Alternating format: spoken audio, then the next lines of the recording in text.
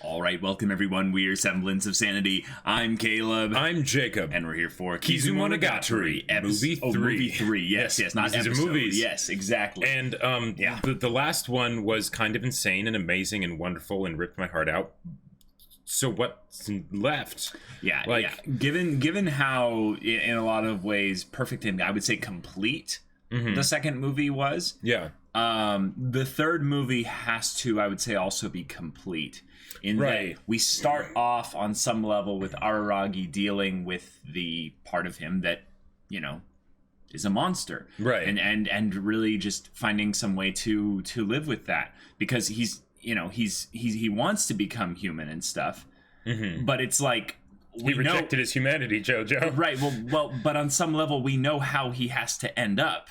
Right. He's going to end up, 10% vampire. And so it's basically, this is him, at his worst, feeling like this. Or his best, depending how you look at it. Exactly. Yeah. But, Shinobu, promising things like, I can turn you human. And it's like, well, we know it doesn't work. Or something, at the very least, something goes wrong. Right.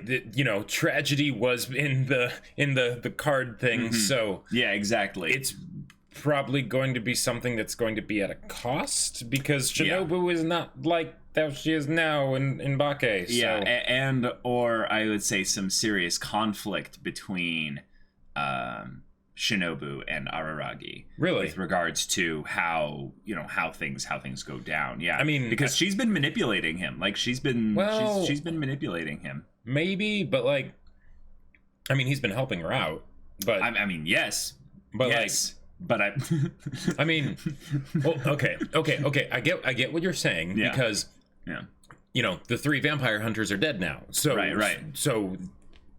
Where's the conflict there? It's really just how they bring things around. But the main conflict will be with Hanekawa, I think, reconciling. I would say reconciling the difference between where things are so wonderful now, even though Aragi made a promise he can't really keep with where things start in Bake. So I think that on some level, this is kind of like one of those video games, like Assassin's Creed, where the person is giving you the quest to go out there and kill their enemies for them, and then you come back and realize that you've been kind of duped a bit. Yeah. So but I don't know that, because the thing is, the only reason why I'm that doesn't quite sit well with me is that the relationship that Araragi and Shinobu seem to have in Bake is not antagonistic.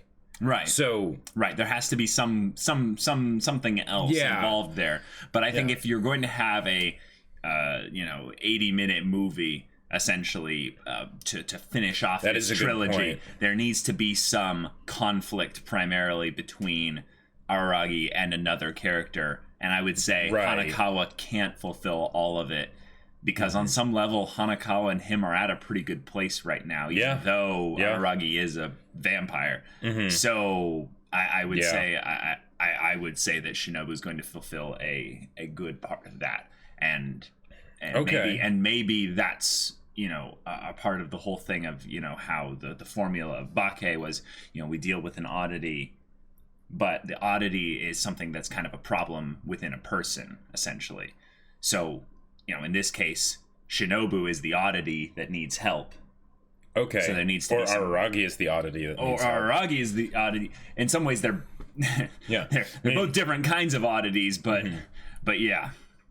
lots of cool things you can do there. But we got a big movie ahead of us, y'all. So without further ado, let's get into it. All right, everyone, we're gonna start the movie in 5, 4, 3, 2, 1, now.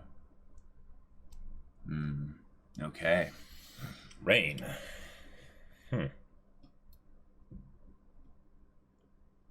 You did it, Araragi. Oshino. Yeah. Oh, second to last day. Okay.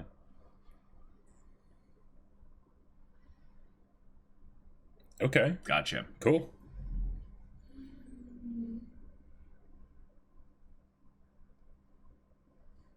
Your next line will be...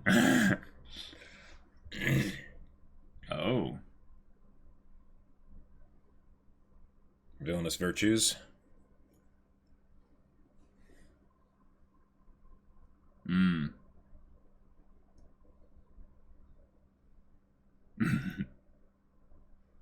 Quest complete. This music is very ominous. Yeah. This isn't celebratory, like. Right.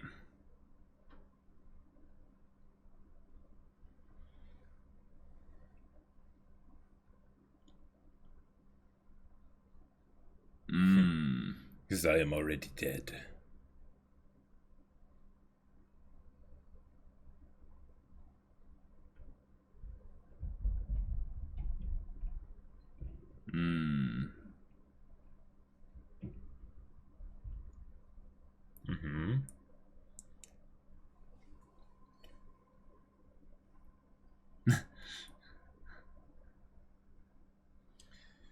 Okay. Yeah.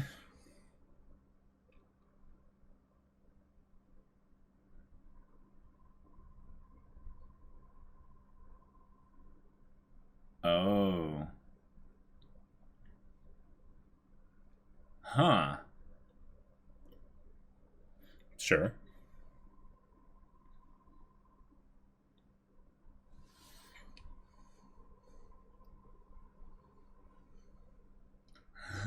He's got the Lionheart on the blade.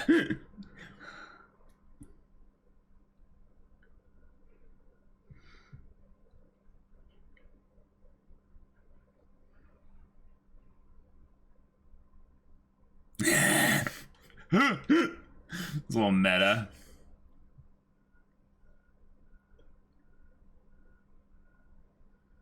Oh, I didn't even think about that. Yeah, that's a good point.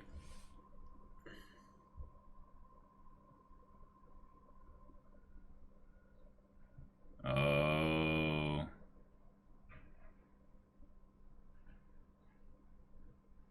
Hand what over? Oh, no way. Is that my god, that's her heart. Yeah. Oh, yeah, I can definitely see where the Shinobu conflict is coming from. Kiss shot, if you will. Just tossing it. Yeah. How did you get that? Yeah, exactly. Why does he have it? Oh, nice. Is that like a mechanic for the kudere reasoning, you know? Oh, cool. Possibly. I would assume it's just living for so long and becoming detached from, humanity. Sure, it could be that too. Because I guess she has been very energetic in these movies.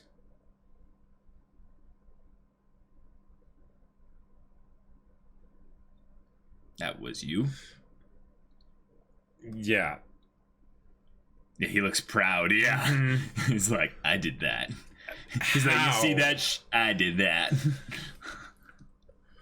When? So, extracted or stole?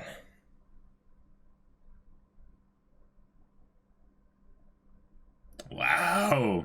Maybe the conflict's more going to be with Oshino. Sure.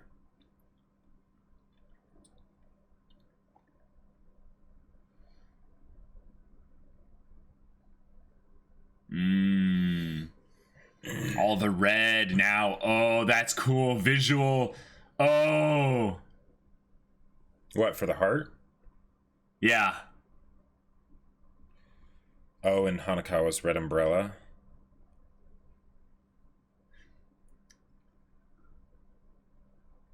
Well, there's some potential really interesting visual storytelling with regards to the idea of hearts in general and how much this story is about kind of little mini love stories. Sure. Or about the hearts of many, Yeah. And then saving people's hearts and stuff. Yeah. You kind of... Yeah. Yeah.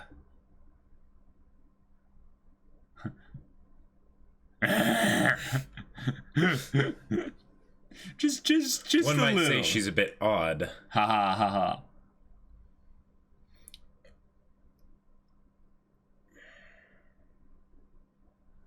and she can become fully fledged vampire again if you give everything back. You know, everything.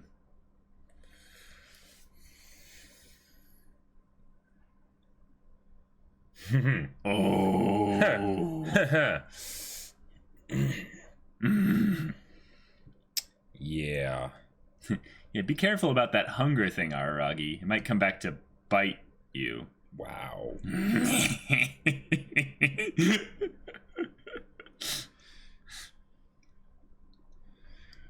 And that's kind of a problem. Yeah. Right, you're just talking about your regular appetite, Araragi. Mm-hmm. Wow. Wow, Oshino, you...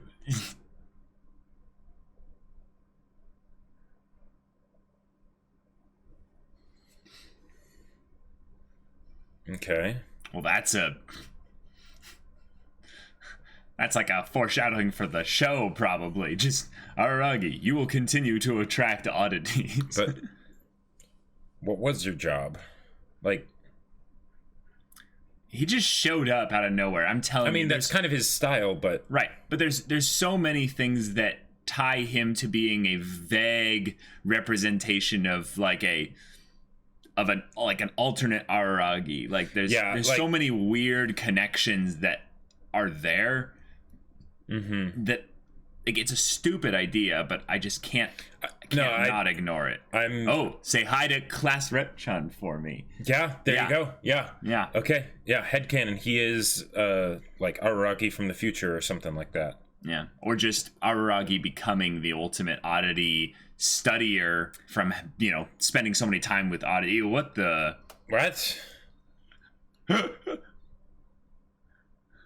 Okay.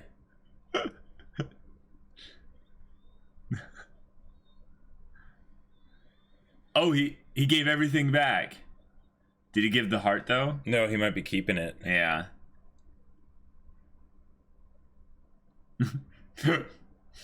Such a genuine laugh, though.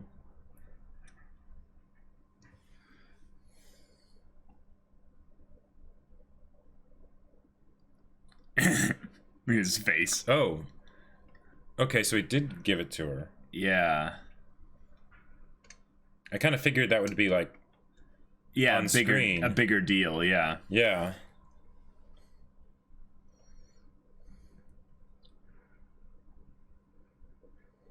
Yeah, about that. Not laughing anymore. Right.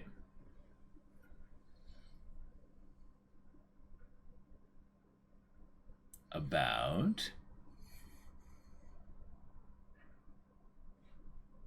What? Okay.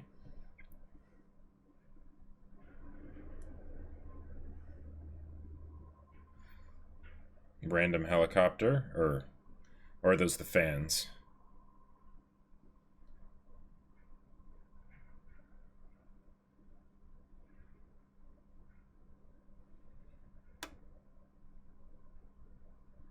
It's a gorgeous shot.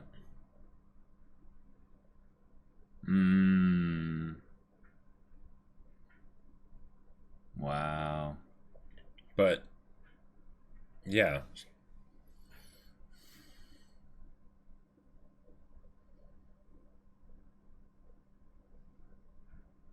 She's gonna try to convince him to not by just kind of saying like, hey, don't you like this? Don't you like spending time with me? Yeah, she's lonely. Mm-hmm.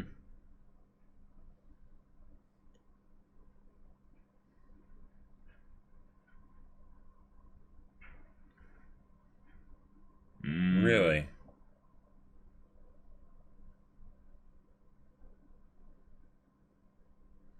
Boring. Oh, just passing. Yep. Looping streets. Yep.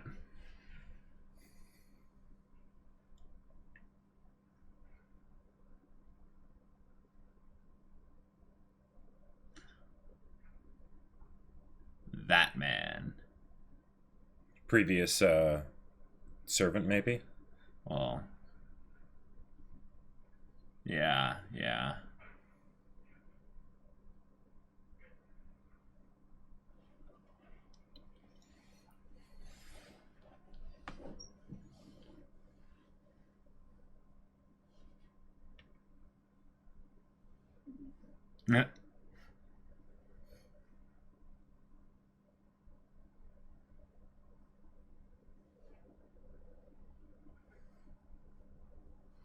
Okay.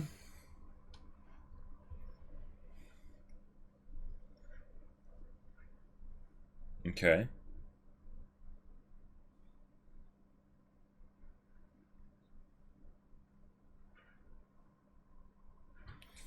Across the world, wow. Yeah.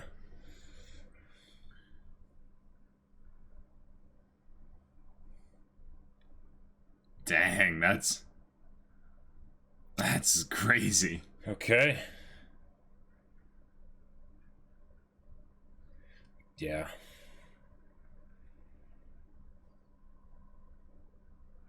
So is she not wanting a repeat of the past, basically? Maybe. Oh, did you?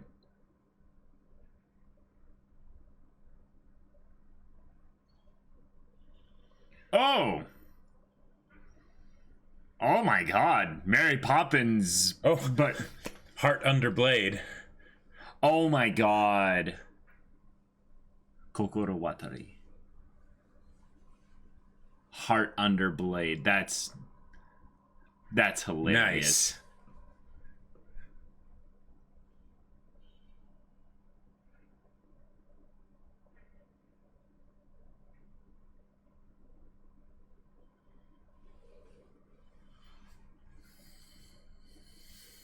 Oh my gosh. There's no blood even on the sword. Yeah. You already healed. Instead of you are already dead, it's you have already healed.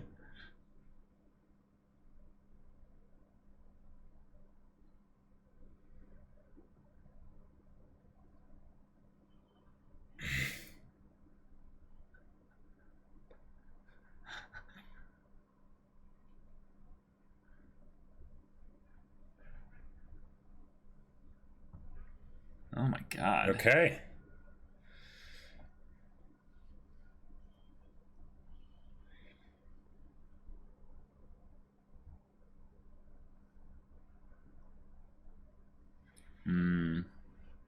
Okay. I love this art style. It's very creepy, but like sad. Yeah.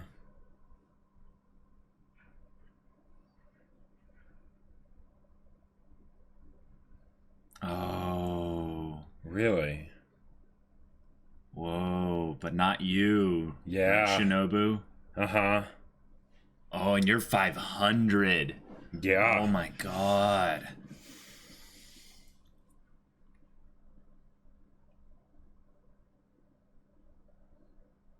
Oh. Oh crap. Why? He would rather. So he went out into the sunlight and she was out there reaching for him. Whoa. How this trilogy started. With, you know, Araragi underneath the sun. And her saving him. Yeah. Wow. This is a repeating. This. That's my secret cap. I'm always bored.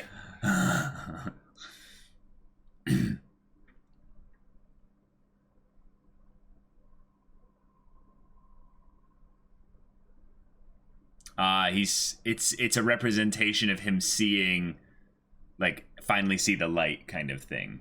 Sure. This track is very nice.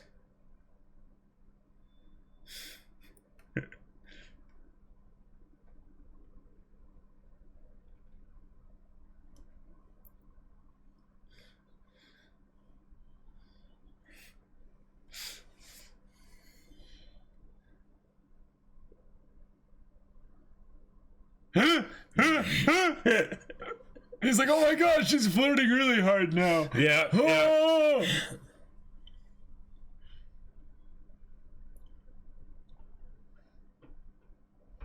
Oh, it's also kind of like a representation of like shining a light on something so you can capture it forever, you know? Like a perfect memory. I thought you were going to say that it's just like the montage with Hanekawa. Well, it's been weird with the whole helicopter and the lights and the little flash of text in describing her thoughts. This is like another aspect of a time where the perspective is very much not Araragi's. Oh, that was... I mean, she could be working her vampire charms on him, but he's a vampire, so... Right, I don't know if that would work. Or maybe it expressly works because... Oh, wow, she's willing. Okay. Are you willing to, like, give this up, basically? Oh.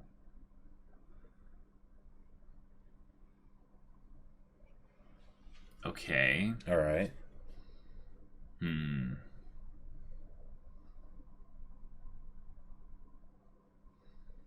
They have the hair covering the eyes things for, like, the sadness. Or something. Oh, no, he's hungry.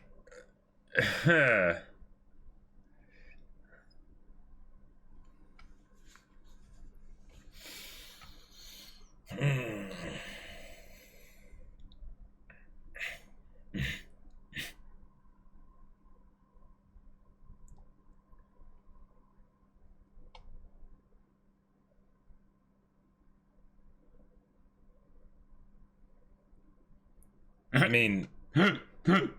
She's not a picky eater. But, like...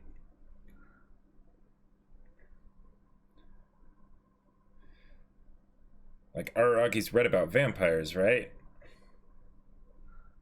Okay. Is this gonna be the thing where he eats all the food and he realizes, like, it does nothing for him? Yeah. And then it could be that he just can't find his way back because he's too distracted by, you know, all the food along the way, like whoever was driving that truck, you know, or... Sure. But that'd be very out of style for Monogatari to have extras, yeah. I'd be like, wait, Nani the...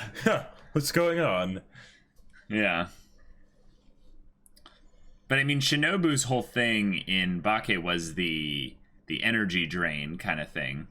Mm-hmm. I mean, she did suck on the neck and stuff, but... Oh. Oh. What about Hanekawa? Oh, his eyes are a little kind of glazed over.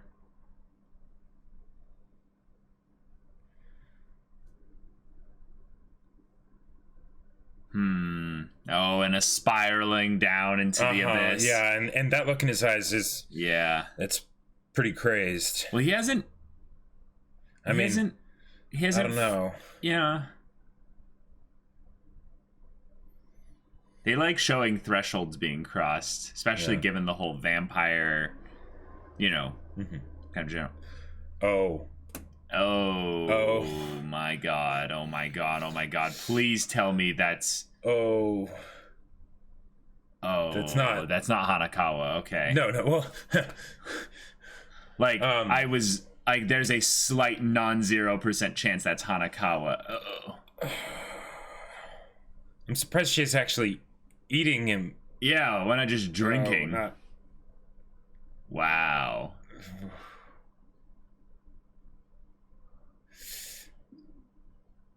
I mean, yeah, she's a vampire. Oh, it's, yeah. Yeah, it's Guillotine Cutter. Wasn't he dead? 3D. Ooh. Ew. That's some bad 3D. So, Araragi didn't kill him? Yeah, I guess not. Just kind of hung him up on the cross. Oh, no! Oh, man. Oh, man. Oh. Oh. Yeah. Oh, that is freaky. Ugh. censored vomit. Ugh. Oh. Oh.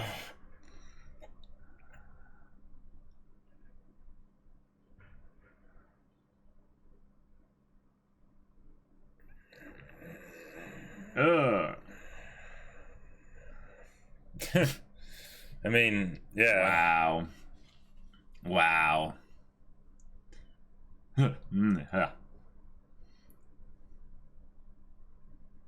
Yeah, Guts has suffered enough. Why did you literally show his guts all over the place? Yeah, I mean... Yeah, how did you not she's know a vampire, like... Oh, wow, the cross, wow.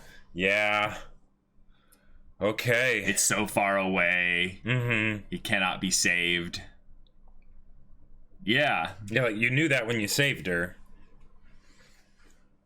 Mm-hmm. Wow.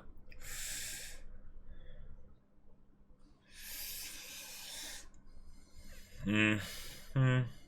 Well, like, no, yeah. Yeah.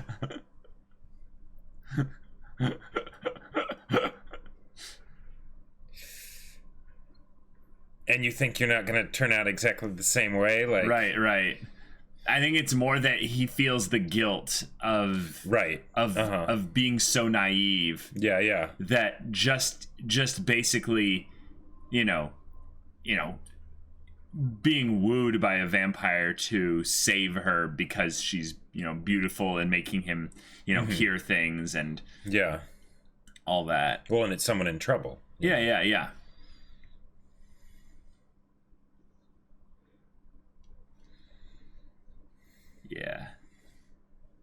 Yeah. I mean, you might not be the one eating them, but...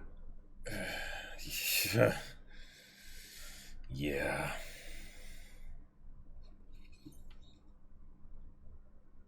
Dang. Showing him in kind of an endless pit, too, shows his despair really well here. Yeah.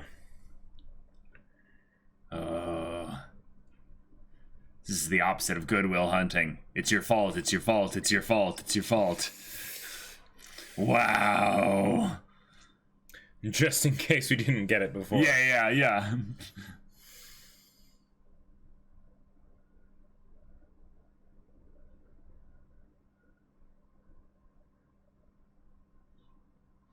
Oh. Yep.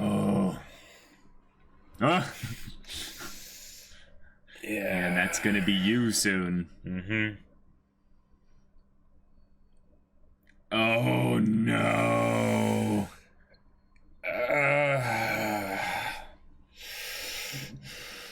Oh, and she coming from the light, saving him. Yeah. Wow, that character animation. Oh.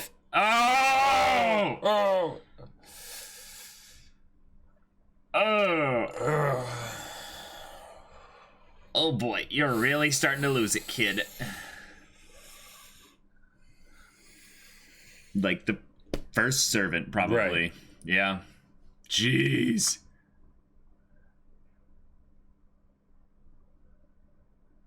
But see, this is where you're good, Araragi. You only lasted a few days.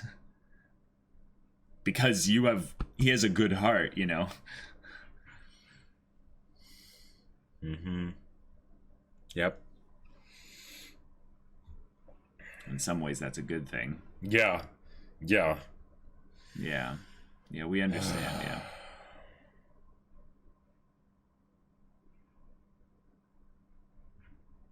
No way. Wow. Okay. Oh, crap. Wow.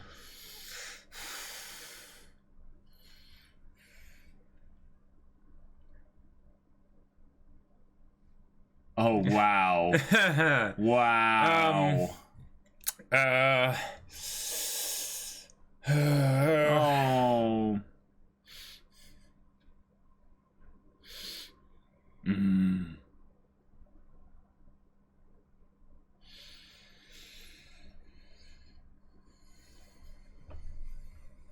Show it again. Just Yeah. Third time's a charm.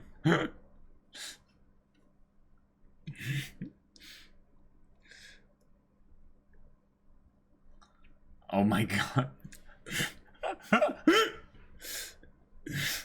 Wow. Wow. And that's such a perfect way to like cut the tension for him. Very much break the tension. Oh, no shadow. He's a yep, no shadow. Yep. Nice. That's cool. Good thinking. That's cool. Oh. Yeah. Wow. A single ray of light shining on the two of them together, showing the hope that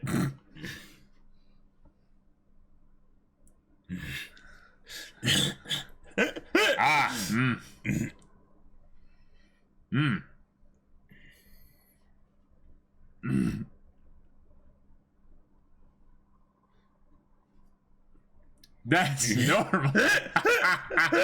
Wrecked. I mean, gentleman.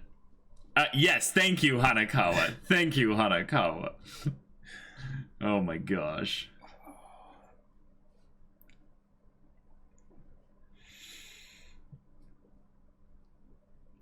Wait. Look forward to what? Yeah. Being naked and having him not look at her? Oh, okay. Oh, okay. Okay. Oh.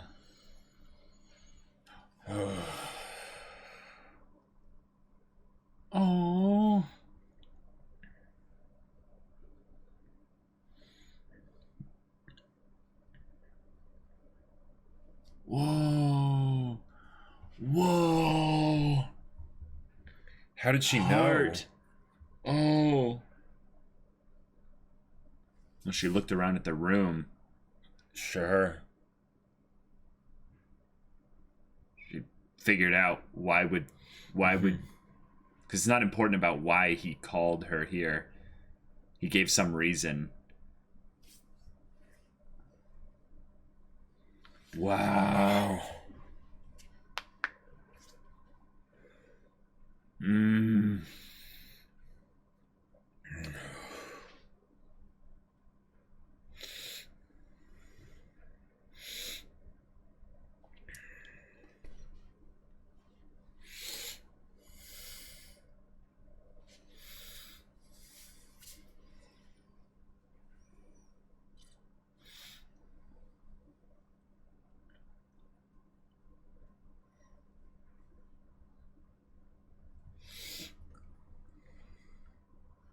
Oh, now it is Goodwill Hunting.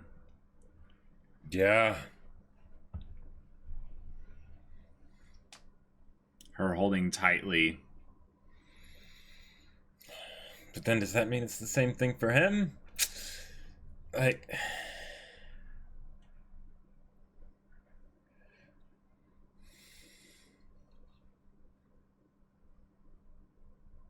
Wow.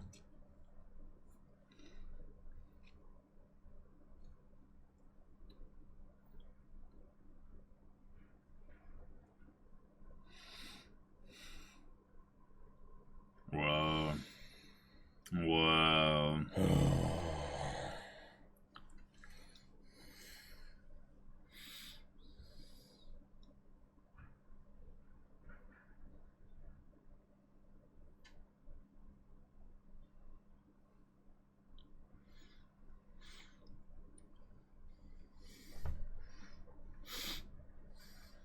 Yeah. Yeah.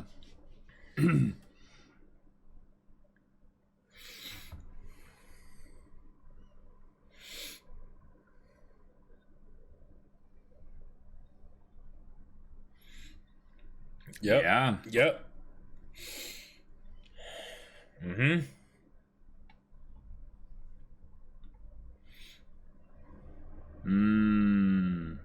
Oh, that's good. Mentions the heart and the body running away, holds on to the heart and the body. Mm-hmm. Yeah.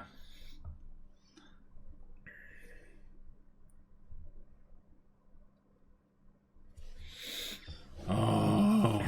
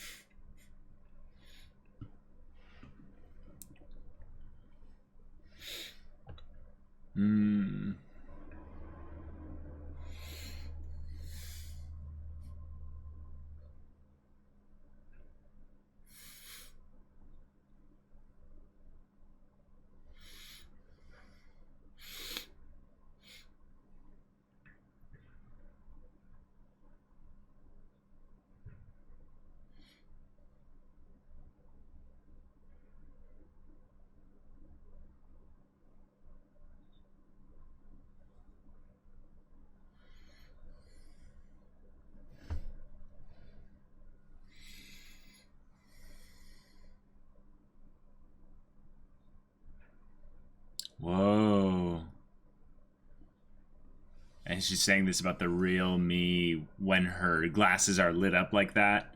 Mm-hmm. Basically showing now you're seeing the real me.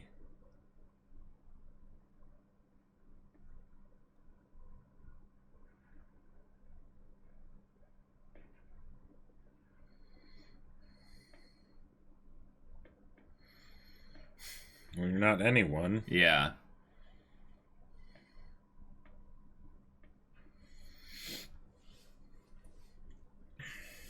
Yeah. Just you. Uh-huh. Right.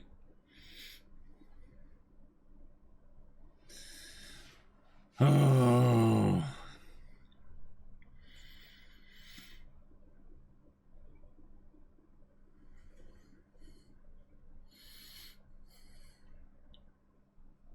Oh.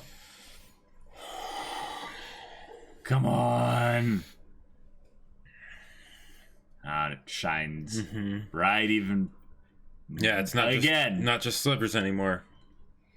Here she is.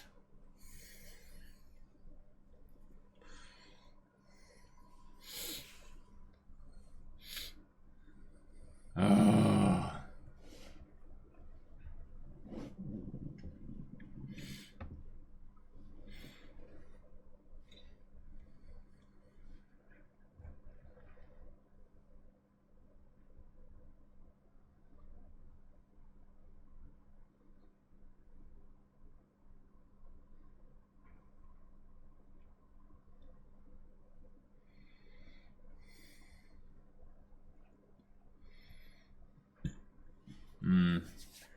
So it's gotta be you.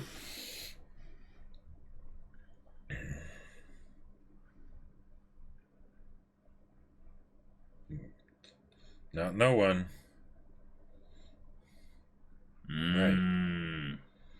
Whoa, those drums. Yeah, and oh man. Whoa. Yeah. The way like she wasn't actually grabbing him, but yeah. But he felt it as if she was. Yeah.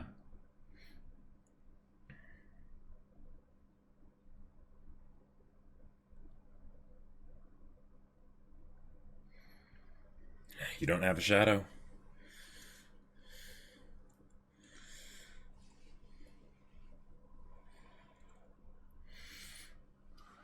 Off to the races? Oh. Okay. He's cutting back and forth. Okay. All right. Okay. Wow. Head pat. He gets the head pat. Head pats for Araragi. Uh-huh. Whoa. Okay.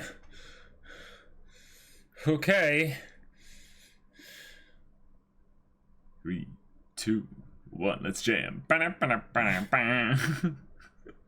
Oh, that callback to the beginning. Wait. Oh my gosh. No, it's that.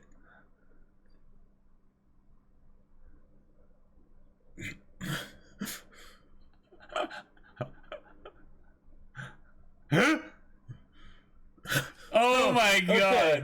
Wow. Oh my god. All right. I thought it was something where it's like juicing up for the battle, like.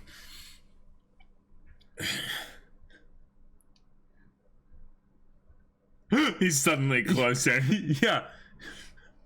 Okay. Oh my gosh. The boner I got. It was so strong. She's super gorgeous.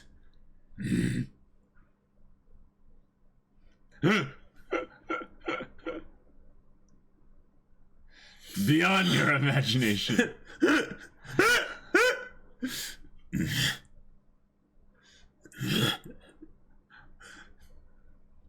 Of course. This music.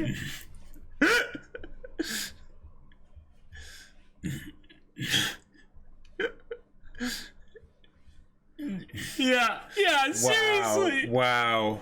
Consternation. Oh my god, wow. This music, oh my gosh.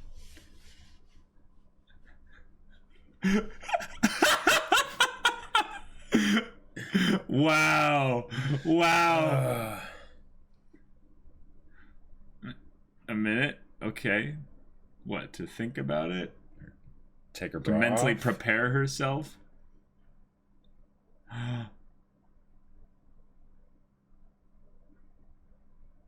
Is she just No music. gonna just take off everything? No music. Oh my gosh. Whoa. Okay. So is that whole thing of like the etchy services and like Yeah. the boobs getting bigger, was that a meta thing where it's like we're doing one of those scenes, so Yeah. naturally. Yep. Oh dang, she is taking her bra off, yeah. Wow. Okay. And they're, And it's to put the shirt back on. and they're perky. Oh my god. Wow, they really went all out on the animation and everything for just her removing this clothes and everything. Wow. Those physics engines, I mean. Yep. There you go. And after all of this, right. yes.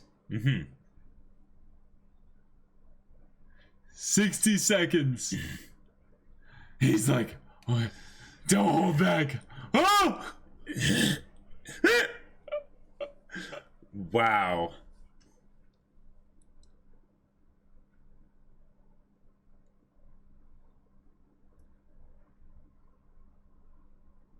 Oh my god. He's chickening.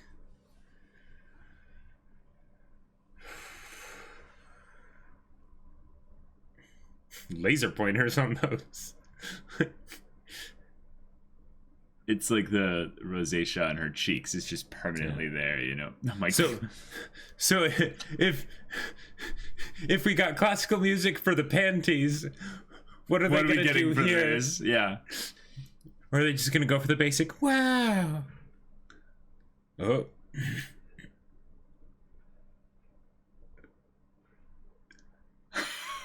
What the He has to like work up the courage. Wow. Daijoubu. She's getting annoyed. Yeah, she's like, just do it already. Oh, here comes the music. Oh my gosh. Wow. Oh my god. Oh my god. She's really getting annoyed now. Mm-hmm.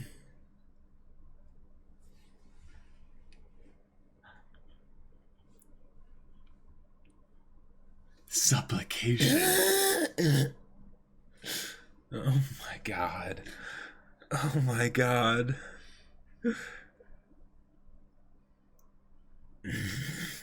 Wow, this is turning into a very different kind of scene. Oh my gosh. Wow.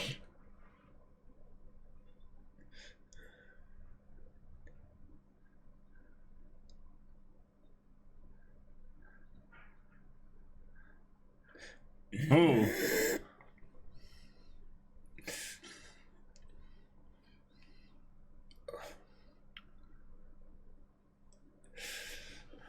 Wow. Oh my god. Wow. Oh my Sadiq. god. Wait, really? Really? Oh my. Wow. Wow.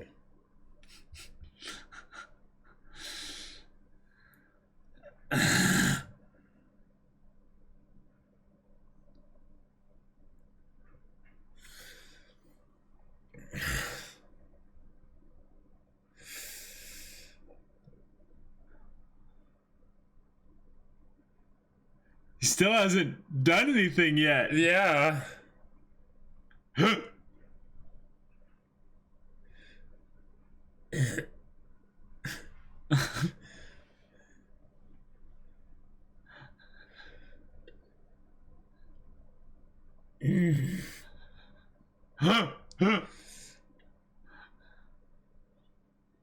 Oh my gosh. Wow. Wow.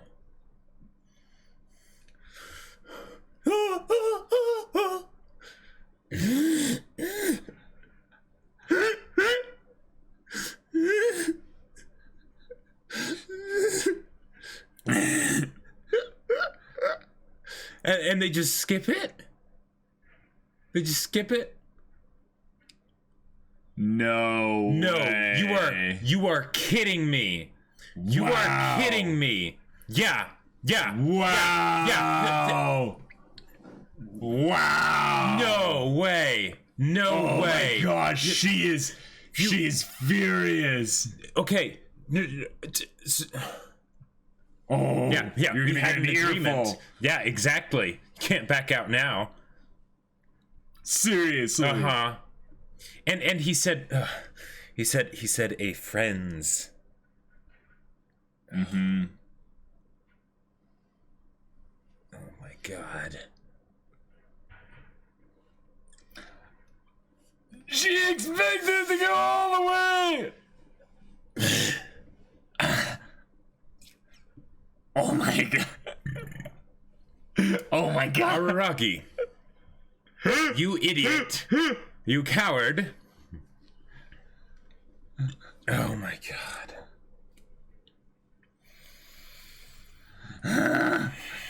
The metal music coming in. Yeah.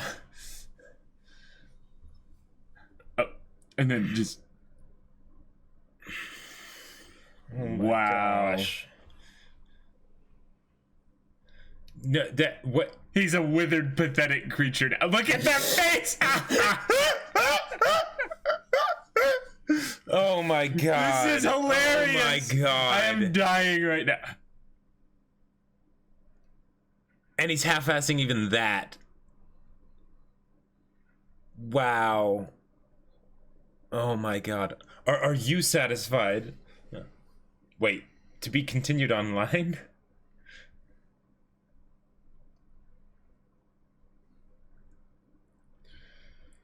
Oh my god. And now we find out that next,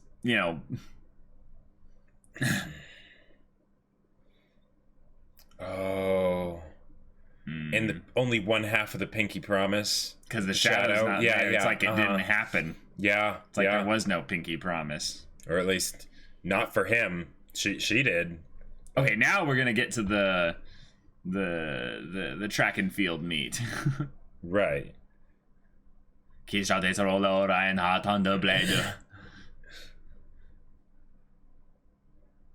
Go! She's gonna bust out those backflip skills we saw in Bake on you. I mean, she's probably so powerful now she doesn't need to use those. She'll probably just snap her fingers. Yeah, like this is gonna go full like. Well, Hanekawa certainly didn't. And whose fault is that?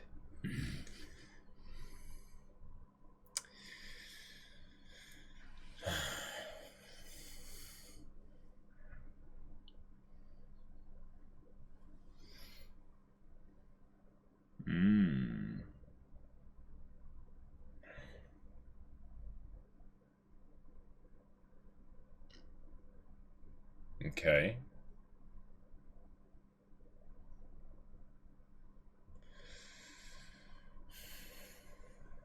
No.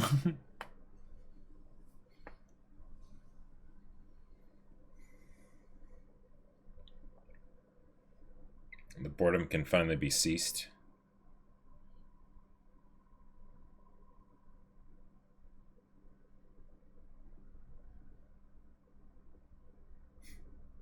In some ways, he does have the resolve because of what happened with Hanekawa, maybe. Maybe. All right, keep it simple.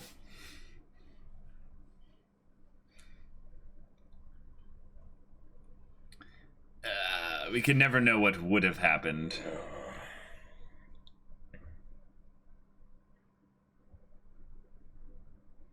I mean, he wasn't thinking, right? Because if he was, he would have known. He ignored it? Yeah, yeah.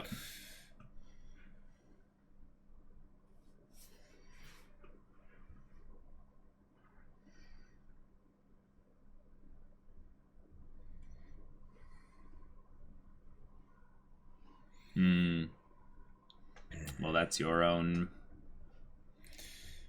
ignorance and stupidity, baka. But, I mean, you had good intentions.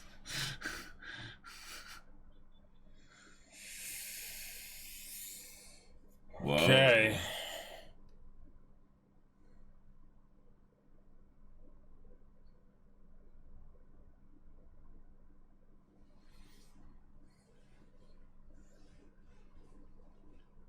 Oh.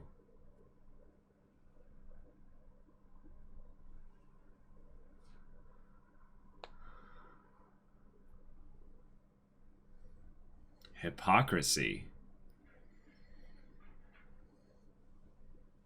Oh. Yeah. Whoa. Whoa.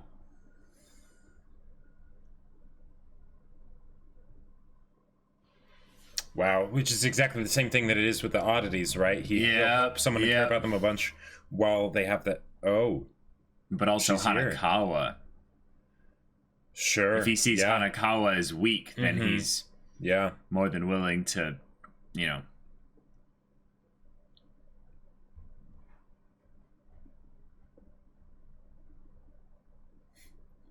And Senjigahara commented on that, like, back near the beginning. Yeah. Oh. You're coming closer.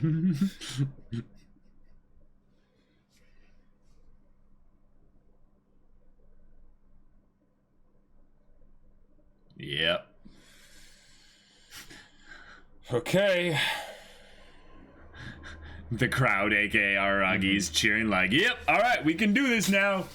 We don't feel bad about throwing down here."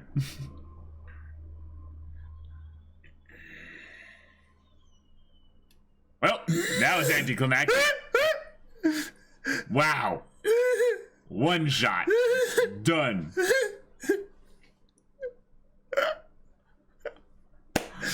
Whee! Just.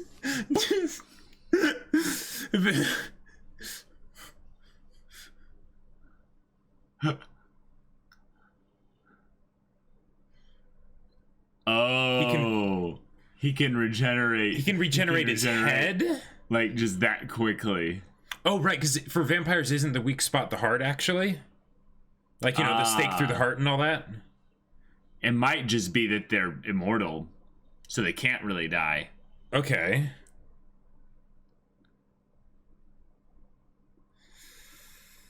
But maybe you're right in that that's the key, that in order to defeat her, he needs to tear out her heart. Or it could be like a Stardust thing of, you know, oh, you must take the heart. Sure. You know?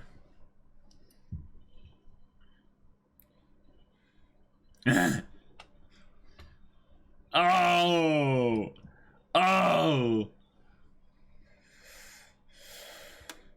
So what now, Jack Sparrow? We be two immortals locked in an epic battle until Judgment Day and trumpets sound. That's traumatizing. Jeez. Oh, and with heels.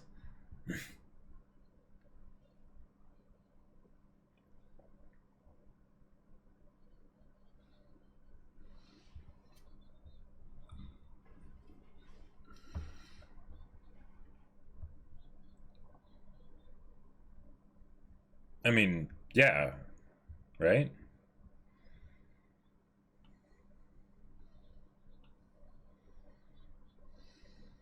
Okay. That's how it always works, though, right?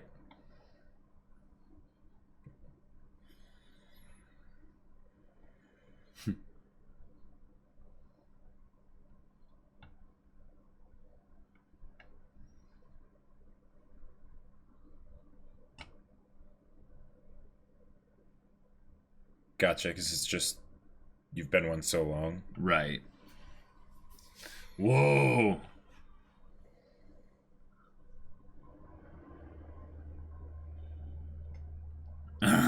What it's like to be human.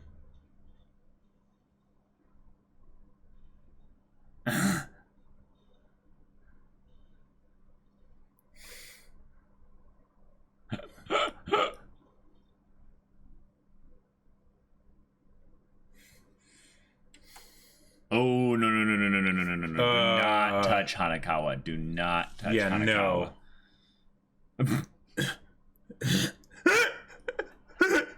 Oh my god! What is this?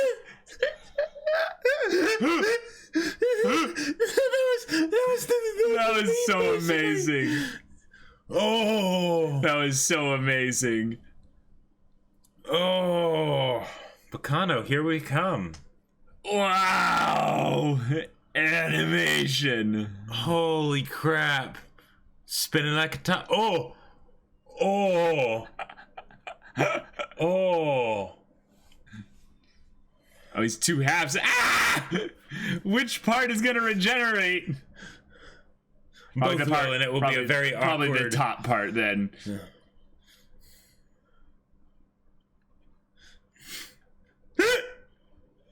What the hell? Oh my god. He's backwards. Okay. This fight is so sick. Oh. She's got spells. Or is she decoing with like flicks or something?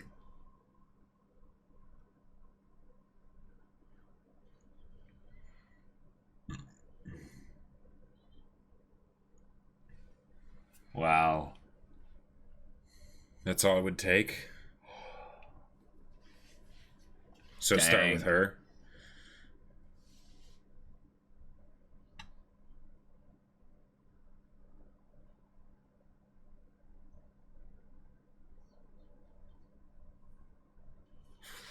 Oh. Dodge, dodge. She's gonna come down. Oh, nope. Oh. She's gonna create a sun like a... Run, buddy, run. Wait, what? Oh, she cast fireball. Oh, okay. Well, that's a thing. Oh, she cast like homing fireball, spirit face or something. Oh, now we're into weird territory. What is going on? Oh, that's so cool. The animation is crazy. Incredible.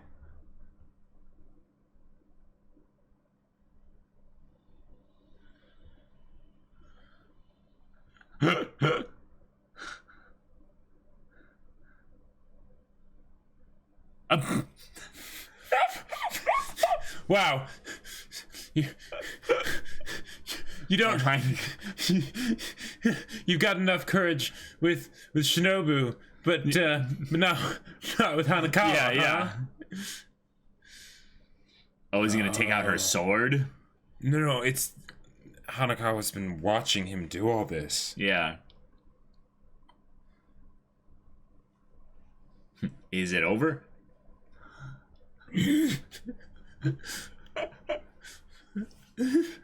Great challenges on the path to glory. Okay.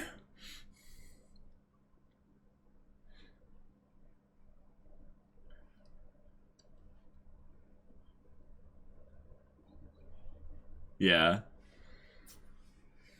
Oh my god.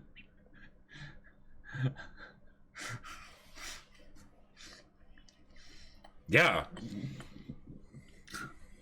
But Araragi's cheering inside, just...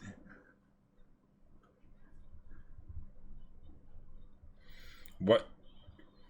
Oh. Shinobu's pissed. But she didn't... Yeah, she didn't hurt her. Yeah. Is Hanekawa about to say something important? Mm-hmm.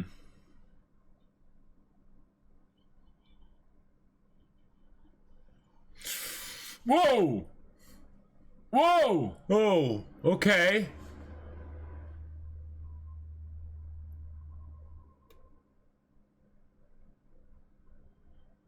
Oh. Oh. He's gonna drain her. Yeah. Wow.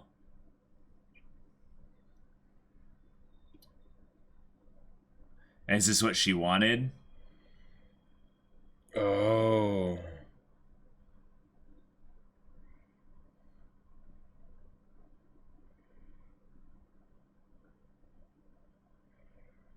This is how it happens. Yeah. Okay.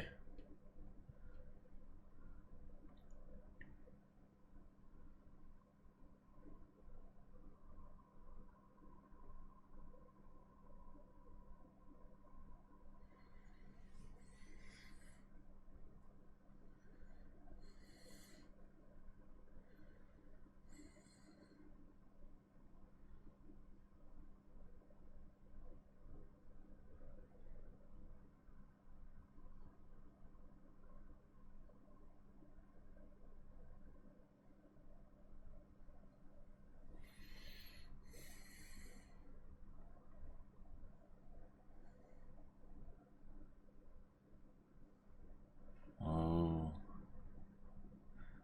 Yeah, what were you gonna say?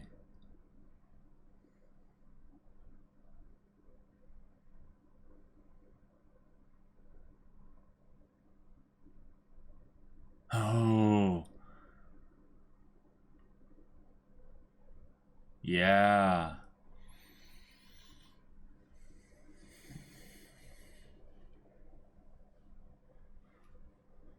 Hmm.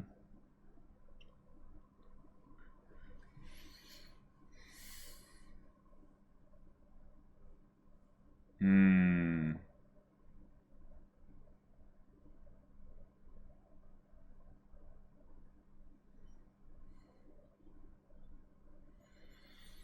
Okay.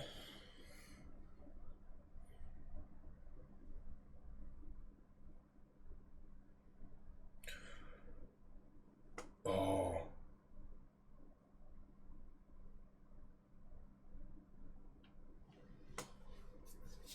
Whoa.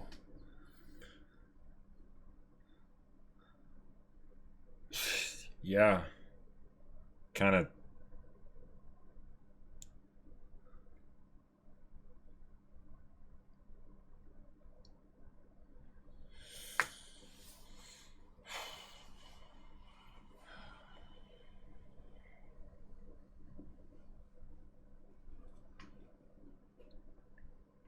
Dang. Okay.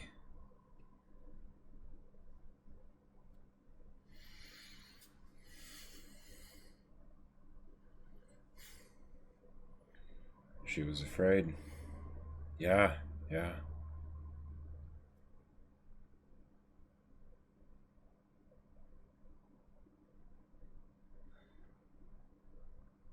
Oh, okay. Okay.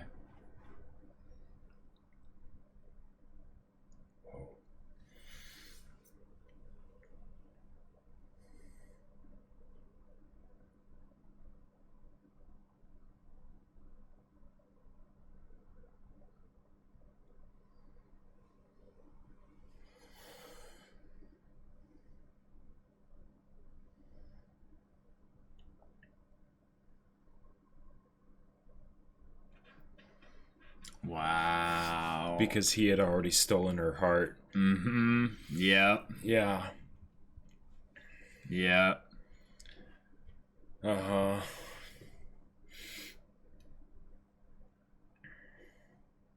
Hmm.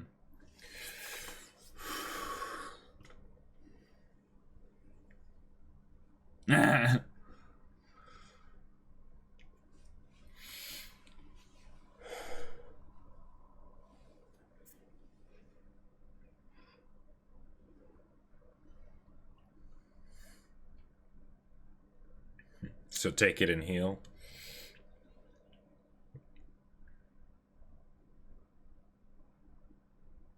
Hmm.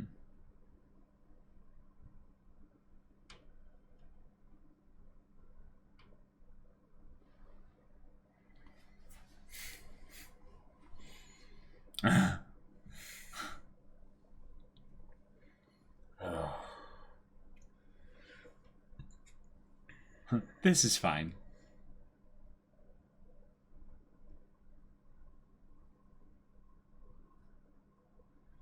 I'll kill her if you don't. Yeah.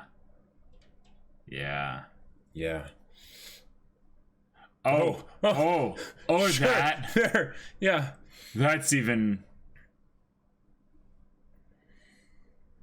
worse. Oh. Yeah. Well.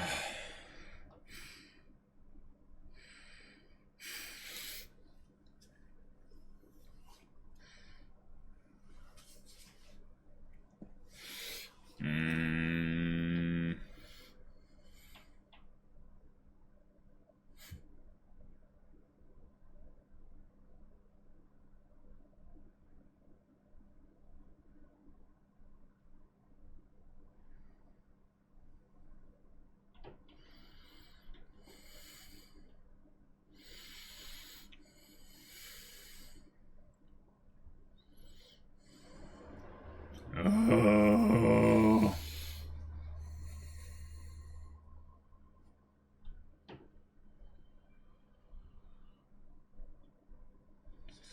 Oh.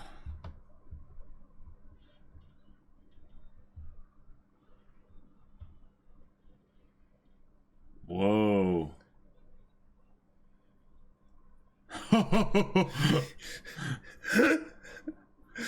Whoa.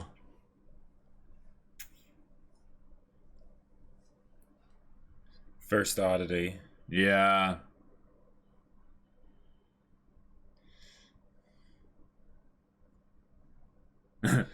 Yada yada.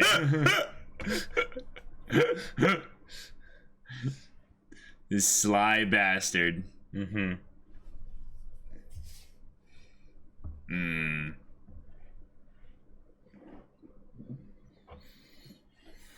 Oh, yes, yes. Wow. Wow.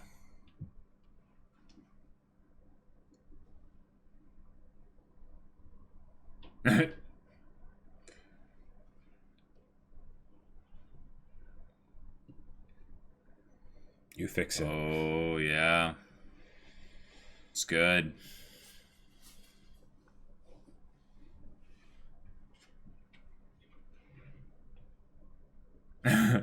Hello.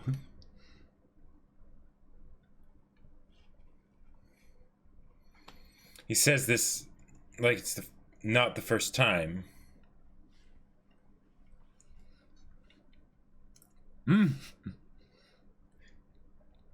She called him a brat. Yeah. I mean, it's better than portable food. Yeah.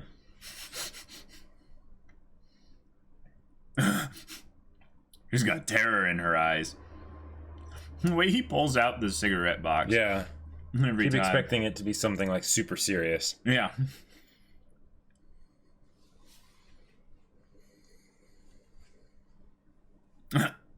Oh, okay. All right.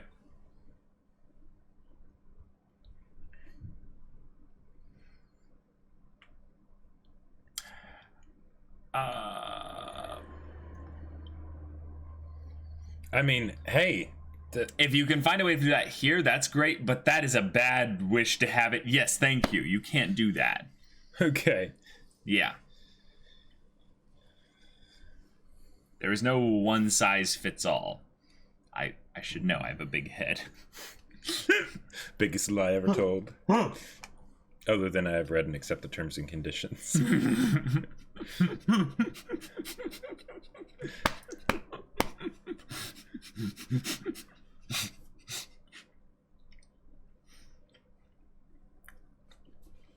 Okay.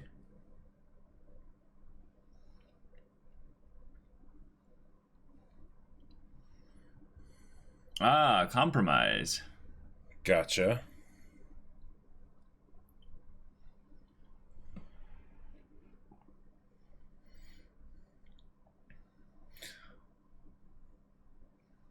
All but 10%. Whoa.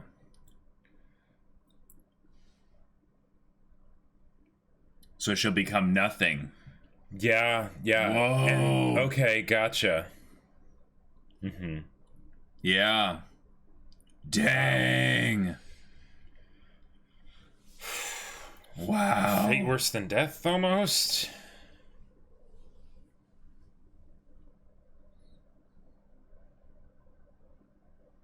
Case 2.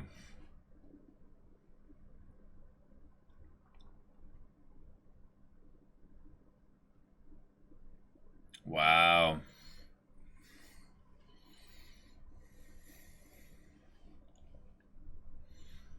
An oddity, if you will. Yeah.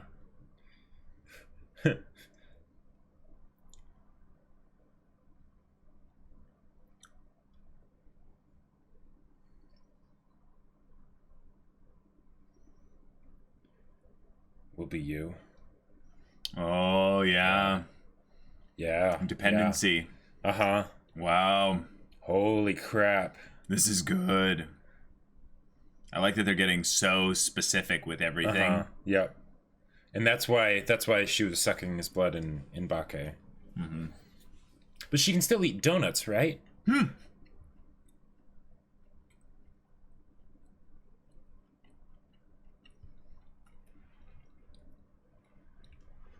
That'd be bad.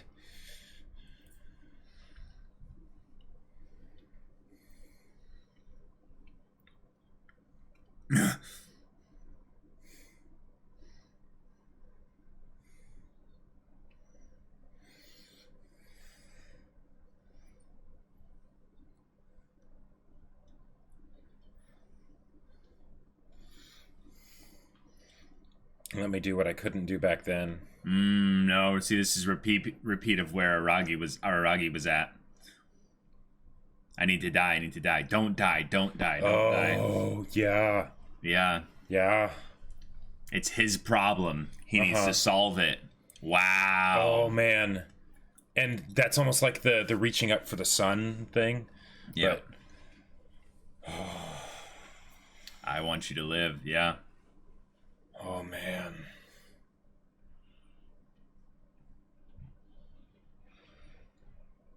Oh.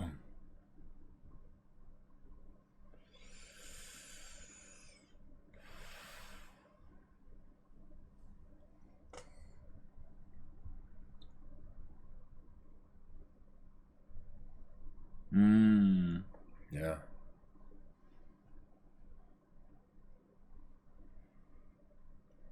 Wow.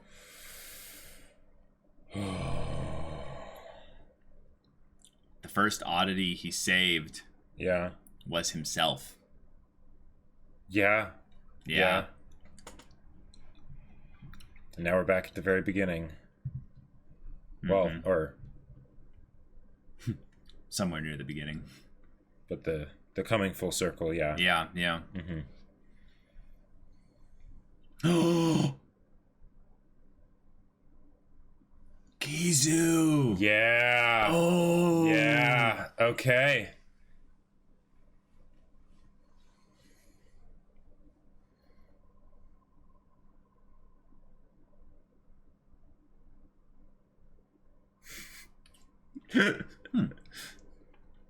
Yeah. Boring, if you will.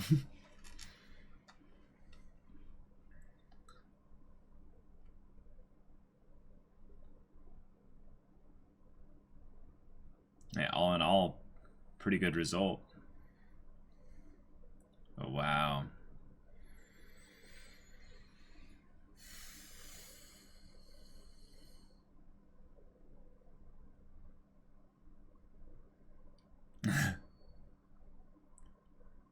Oh, that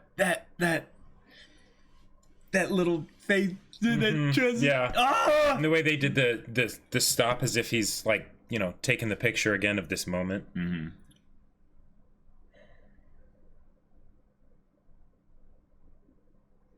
first day on the job. Oh, gotcha. Oh, man.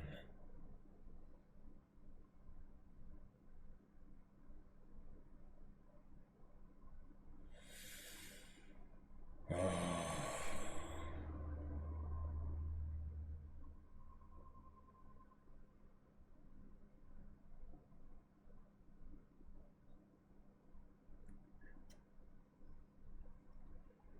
Wow. Dang. Full light coming in. Well, some actually. There were the window Sure. of this, so you could say he's actually trapped again in the same way that Hanekawa was in Bake.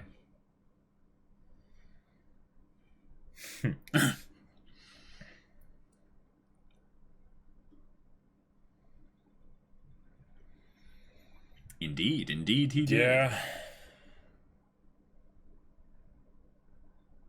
Wow. That way he pulls out. Yeah.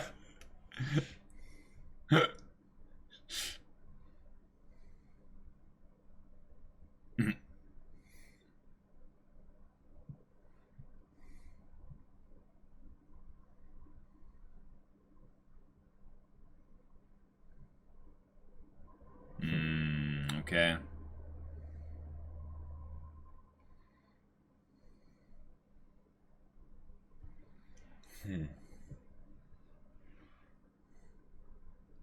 Awesome. One might say that his and Shinobu's situation sucks. Yes. One might say that. Wow. Nice.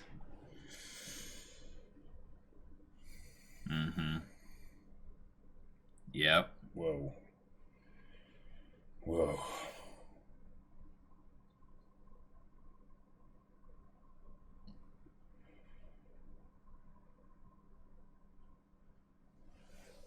Wow. Cool. Tale of the Wounded.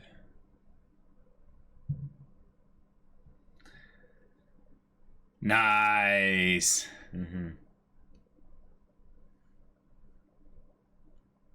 Wow.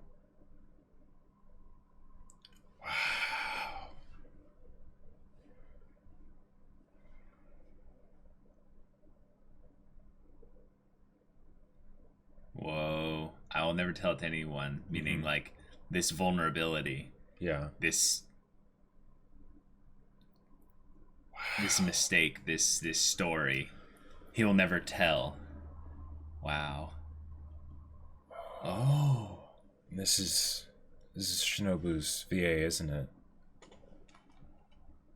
I think so. Yeah. I mean, that's what they did with the other.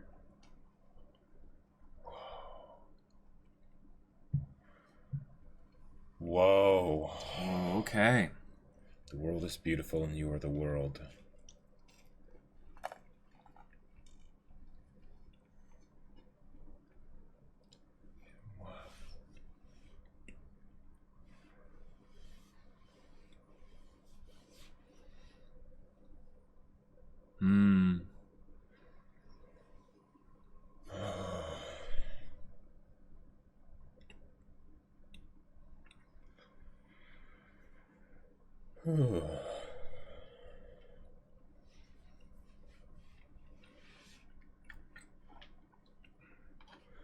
Whoa. French is a beautiful language. Yes. So this is the grown up Shinobu, or Hard Underblade. Right. Kiss a shot. Dang, White Fox, PA Works. You legends.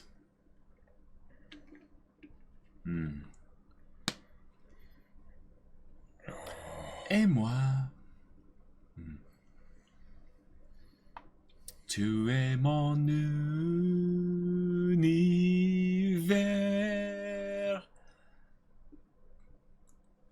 Wow.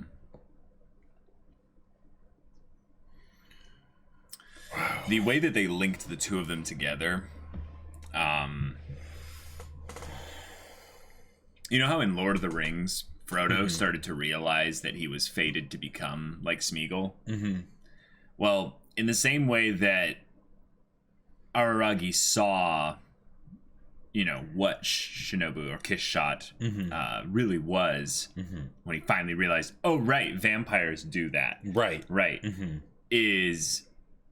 Is interesting because you look at it from the standpoint of, oh, his responsibility was one to, you know, to save people or to you know, just be a good person, but he basically put another problem out there into the world, and from his perspective, right? But he can't.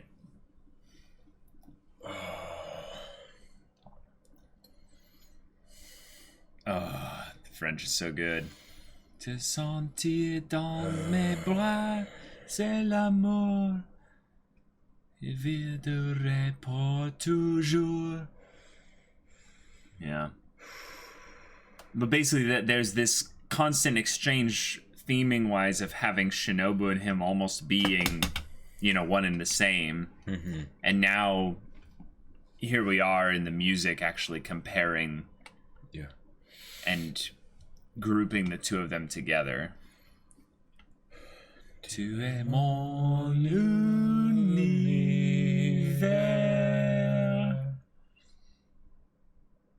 French is such a cool language to read too. There's a rule that if you see a letter end in a consonant, that consonant is not hard pronounced. It's soft pronounced. But then if there's an E or some kind of vowel after it, you hard pronounce it. Gotcha. So you have, instead of universe, it's univers. Univers. I heard that. It's really touching.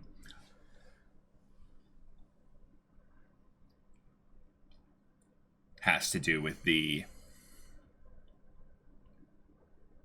believe it's whether or not the word is in a masculine or feminine form, which is part of the way the words are structured. But et toi, et toi, et toi, et moi. I like that part. It's very simple, but it communicates so much. Man, so many people worked on this movie. Story of the Wounded. Yeah. And this is the beginning. Everything that Araragi does is operating from a place of a wound, a hole, if you will. Yeah. Yep. Kind of the the Japanese flag showed everywhere. Right. That's the wound. And in some ways, it's also the heart. So if you think about it, it's that Araragi's heart was wounded by this whole thing. A part of his humanity was never returned to him. Or maybe he was wounded before all this happened, and this was the way that he was able to heal, by helping someone else. Well, he was definitely wounded before this, but they wanted to draw a very clear connection to the whole aspect of him going through the mental despair that would lead him towards thinking about committing suicide. Yeah. And then having this be a story of him rebounding from that, but not coming away fully healed. Right. That he will constantly need healing and stuff. So, yeah. Whoa. Wow. That was gorgeous. It was a sad, poignant ending, but the idea of it being closed up on, pun intended with the wound aspect, being a wound that was left on each of them, and in some ways, even in Hanekawa as well. Yeah.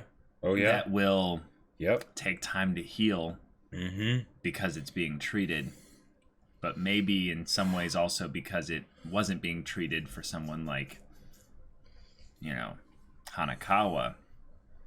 It was left to fester. Sure. Yeah.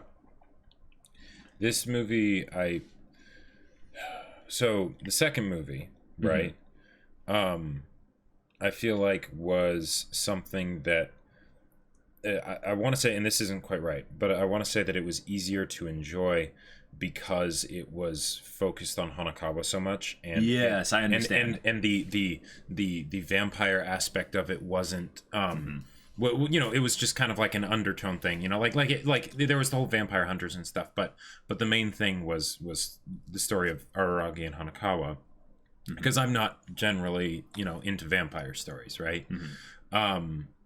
But this one, yeah, this one, this is vampire stories done right, like where it's not just, you know, where all the things that are used, all the story elements of the idea of the vampires and everything, it has symbolism, it ties into the characters, you know, it causes them to question things about themselves and things like that.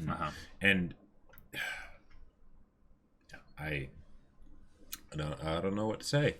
Yeah, there's a lot in this movie, I would say, that goes deep into not just the, you know, kind of story that Araragi is kind of dealing with as going through his whole,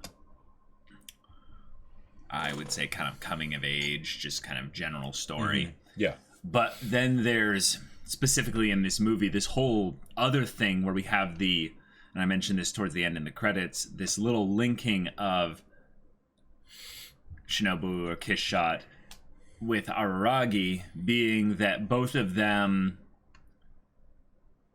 you know, basically come to a point where they, you know, wish in Hanekawa's in Hanekawa's perspective, they wish the sin of suicide upon themselves. They wish to end this in a, what I think the movie aptly kind of shows as a selfish way to do this, rather than to own up to their responsibility and to, in some ways, live a little with, you know, basically just suffer through the guilt, basically, because that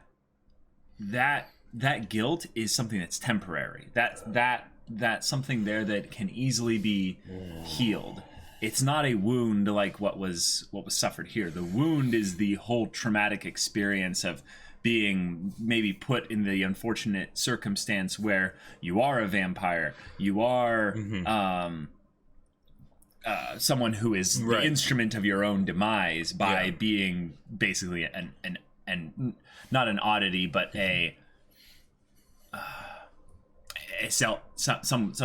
something prone to self-destruction.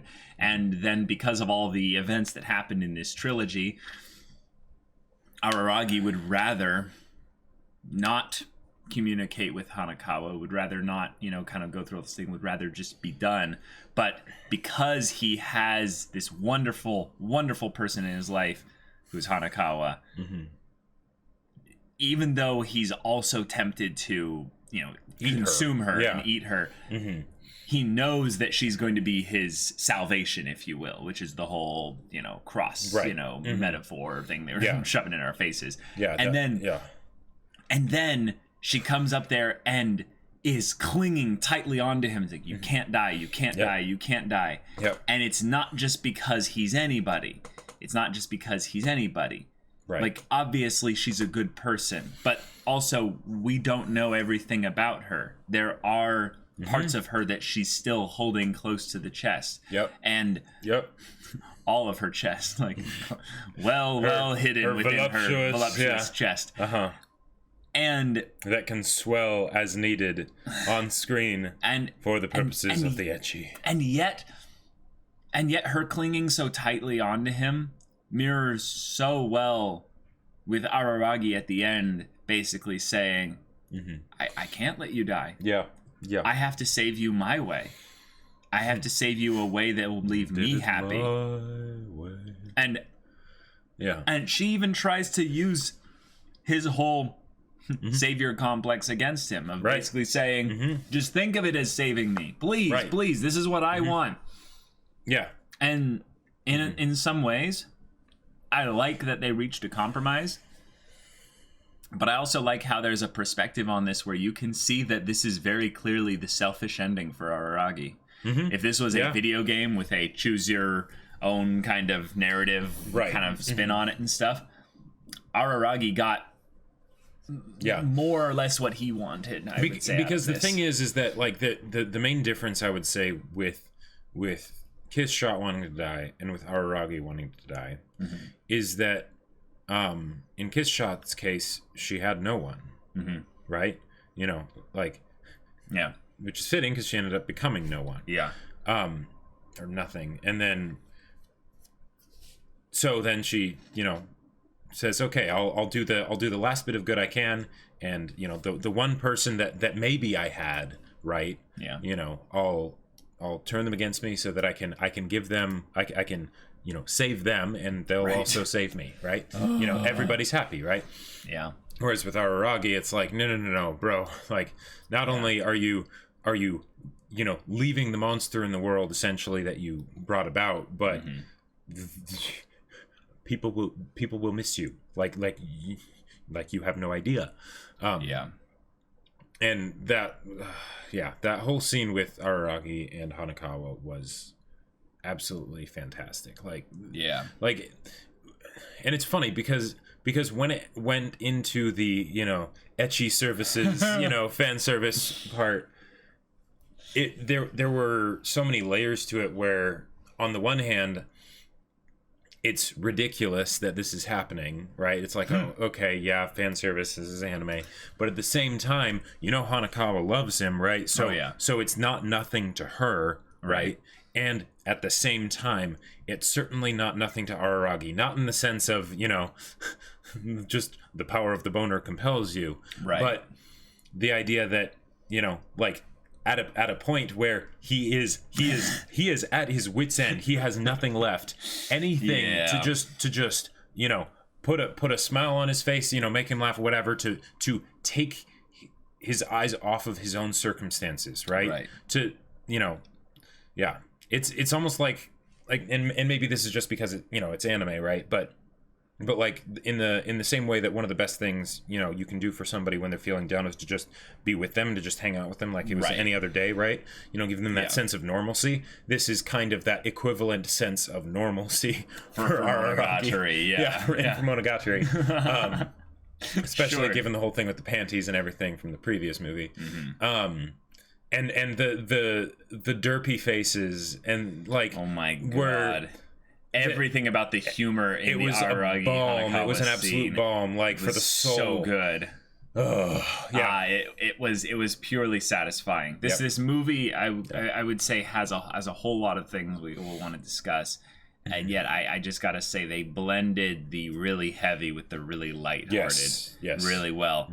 It to almost ridiculous effect, all the way down to the track fight scene with absolute nonsense sound effects. It was hilarious. Well, and the whole thing of just like, they're just beating each other to pieces, like the blood rocket, like where, because like, you know, she sends him flying and he's spinning, and it's like, okay.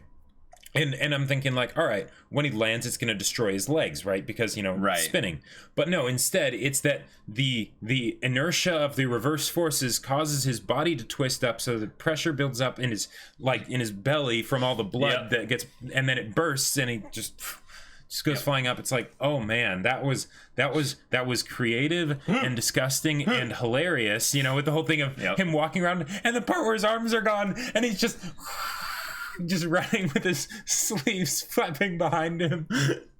the cheering in the crowd, the announcer, all the setting things to showcase kind of what's going on in I believe Araragi's head at that moment. It is just really, really something else. Oh, and one thing, this is kind of going back to like the very beginning of the movie, but I feel like this is worth mentioning just so that it's not forgotten. But they did because Araragi, you know, Kiss Shot and Hanekawa, it's like, of course, you know, they're MVPs for this movie, right? For sure. They're the only characters in this movie other than Oshino. But Oshino was also amazing. Like the way they build him up to be this mysterious figure and like entity presence, you know, whatever, while at the same time like seeding so many things to make us question, like, wait, what is he exactly? Is he, you know, some sort of Araragi time thing or whatever?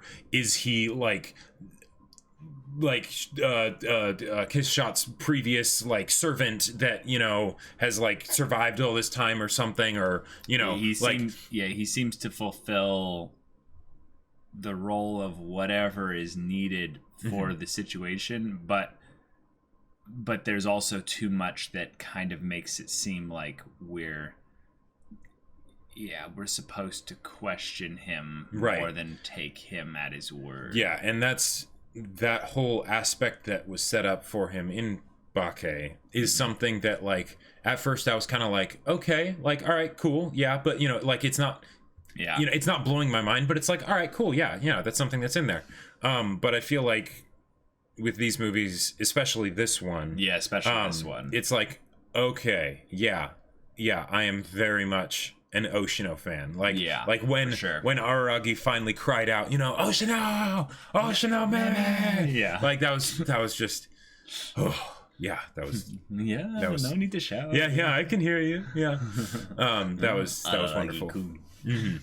So let's go through the movie linearly. The first scene really starts off with the conversation between Oshino and Araragi regarding the ending of the vampire hunters' lives and how easy it was. Right, and which is he questions the basically his perspective on things, his perception on things being wrong because he beat them so easily. And how did they take out Kiss Shot? Yeah. And then the whole thing of, you know, the heart and stuff, which was fantastic, and then the whole thing of like, hey, have you been hungry recently? And the fact though that we just kind of accept that he stealthily stole her heart at some point before this whole thing even. Well, I think he's just saying that he did that, and he might have actually done that, but I think it's also that since she wanted to die, she let him, and then she went to fight. Well, why does he say stealthily then? Because he's not letting Araragi know that, because otherwise Araragi would know that Kiss Shot wants to die. Okay, so you're saying that because of the way he gives this back to her, he's in with her on the whole thing there, even though he says at the end, I didn't agree to do anything for you. Right. Basically, he's saying he did not agree for any particular outcome necessarily. He just agreed to do a thing, you know. So he took her heart, which is what made the three vampire hunters able to defeat her. Right, but he could have just given it back to her at any point. Right, exactly. But she asked him to take it from her. Right? I know. So why did he give it to Araragi instead of giving it back to her? I think there's specific reasoning behind that. Because he so that's one of the other things where the time travel thing seems to be something like that, or that he has some sort of, you know, clairvoyance beyond just like the immediate temporal stuff, because it's almost like he's basically saying that he wanted this story to happen, even if he didn't necessarily think like, I think you made a mistake in resolving it this way, but he still wanted this to happen, because he was saying, you know, I was going to give this back to you anyways, but, you know, you like, I thought you were going to have to fight me for it, you know, kind of a thing. And that was regardless of whether or not he would have come to the conclusion here. Right. And it is really funny, though, because it gives, again, the vibe that Oshino has extra information that he just shouldn't be able to have. Well, and the fact that he was able to just, like, appear when he called him, like, maybe he was there the whole time, maybe not, you know. Like, on some level, I see Oshino as kind of like a spirit guide, you know? Sure. Like, he's someone that's there for whenever Araragi needs him, basically. Right. Almost in the same way that, like, they're, like, you know, when it shows, like, the light cross, you know? Yeah. It's almost like that's kind of like Oshino there, you know, like just, you know, thinking, what's he gonna do? What's he gonna do? Okay, so then there would be a balance. Right. Have you gotten hungry yet? And the whole thing of, like, say hi to class rep Chan for me, even though later it's their first time meeting, but he talks to her of like, oh hey, you know, Well, he does say nice to meet you. So right, but yeah. So then she gets fully restored off screen, like she gets heart back and everything. She's ecstatic. They do this interesting thing with showcasing the lights and the helicopter, which are obviously not really a relevant thing in the plot standpoint of things, but it's like a scene setting kind of perspective thing, just to give us I don't know, maybe another way of looking at this. Well, that's okay, not so just Araragi's way of looking at it. So there's the just gorgeousness of the fact that why not have a bunch of lights in here? Right. There's the fact that it could be the fact that they're both vampires, so they cast no shadows. So if lights are on, then it's sort of revealing their true nature. But it could also potentially be, even though it's not sunlight, it's that they're both basically being in the light together, which is what Kissshot wishes she had been able to do. She had been brave enough to give up her life to be with. Exactly. Yeah, for sure. The first servant. Yeah. Okay, so then they have their conversation. It's about nothing particular because Kissshot's lonely. Kissshot wants to have him be with her for this time, and if anything, she's already afraid of being, basically just going. Right. It's 10th Doctor stuff. I don't want to go. Yeah. And so, she wants to die, but she doesn't want to die alone. Right. No one wants to do that. Yeah. No one. And so she tells her awesome backstory with her first servant, which was cool. But I remember watching basically the second movie and being like, wait, so she only created one other servant in those 500 years. Why? It's like, why? Well, one, because it's like, well, vampires would have been biting other people since then. So I think even even with that whole thing, it failed the logic test. But then there's a separation between biting people and people becoming servants. Right, and that was something that, while I was surprised later when she ended up just eating the whole body of the guillotine cutter guy. Yeah. That does explain for me one of the things that I've always thought was so bizarre. Yeah. In that, in vampire mythos, is it supposed to, if they bite someone and that turns them into a vampire, but then they suck them dry? Well, vampires are supposed to be bloodless, right? So what? Right. Why would it kill them if you suck them completely dry? Because they're going to turn into a vampire anyways. Yeah, I think there's OG Transylvania Dracula vampire mythos, and there's alterations, and then there's all the alterations that have happened over the years. But I really like this version of it because it gives a concrete reason of why, yes, if you just bite them, and drain their blood, whatever, they will turn into a vampire. If you eat their body and turn them into tiny little pieces, they're not going to turn into a vampire because they'll be gone. Yeah. So that's a really cool kind of reveal of the specific part, but that it again, since this is a prequel, to Bake, we're giving a prequel to the prequel, showcasing how this, in a lot of ways, started with a love story. Yep. And that's kind of the thing that you expect from a vampire story, is that it's all going to be some kind of love story thing or whatever. But then the question is, how do you make it actually be a love story that you care about? And one of the things that I thought was really... It's a tragedy. It is a tragedy. It's a tragedy then, and this story now is a tragedy, right? Yeah. The whole thing with the sword, by the way, was just so cool. It felt kind of ancillary in the grand scheme of things, other than being just kind of a present aspect of the past just being showcased now, and it gave the cool thing for the name, the Heart Under. Well, yeah, that too, but then also for in the future, the idea that since Shinobu still has the sword, right? I'm pretty sure we've seen her with her sword, just occasionally. Okay, I must have forgotten. Maybe not, but maybe she has. I just don't remember.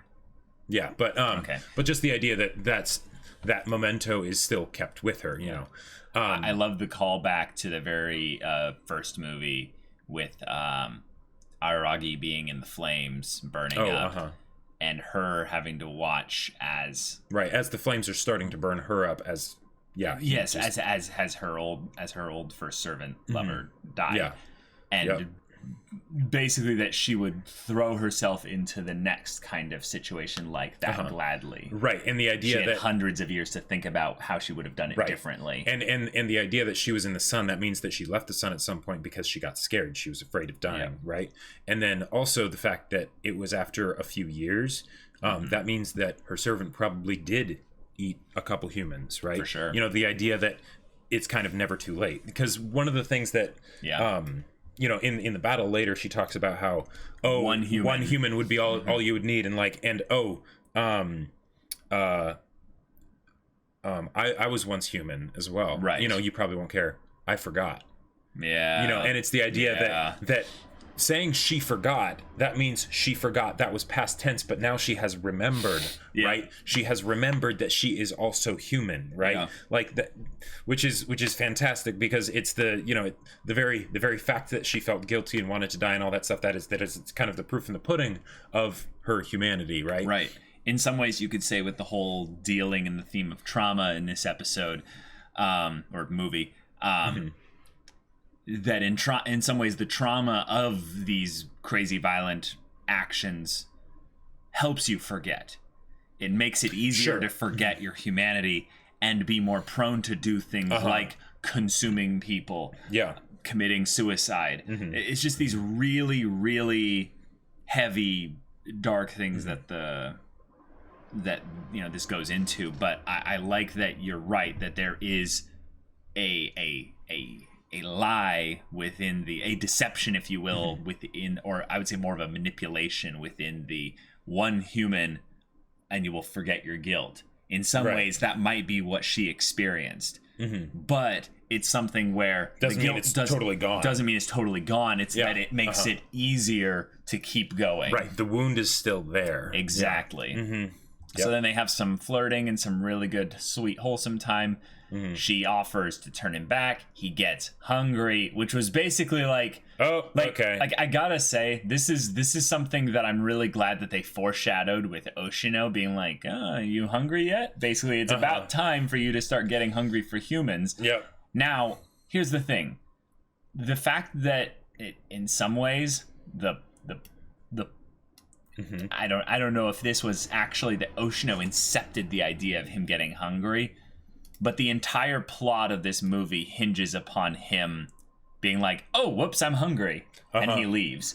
If he hadn't done that, everything would have gone completely differently. And she had turned him, and she had basically told him here, the way you turn back into a human is you need to just suck my dry. Blood. Yeah.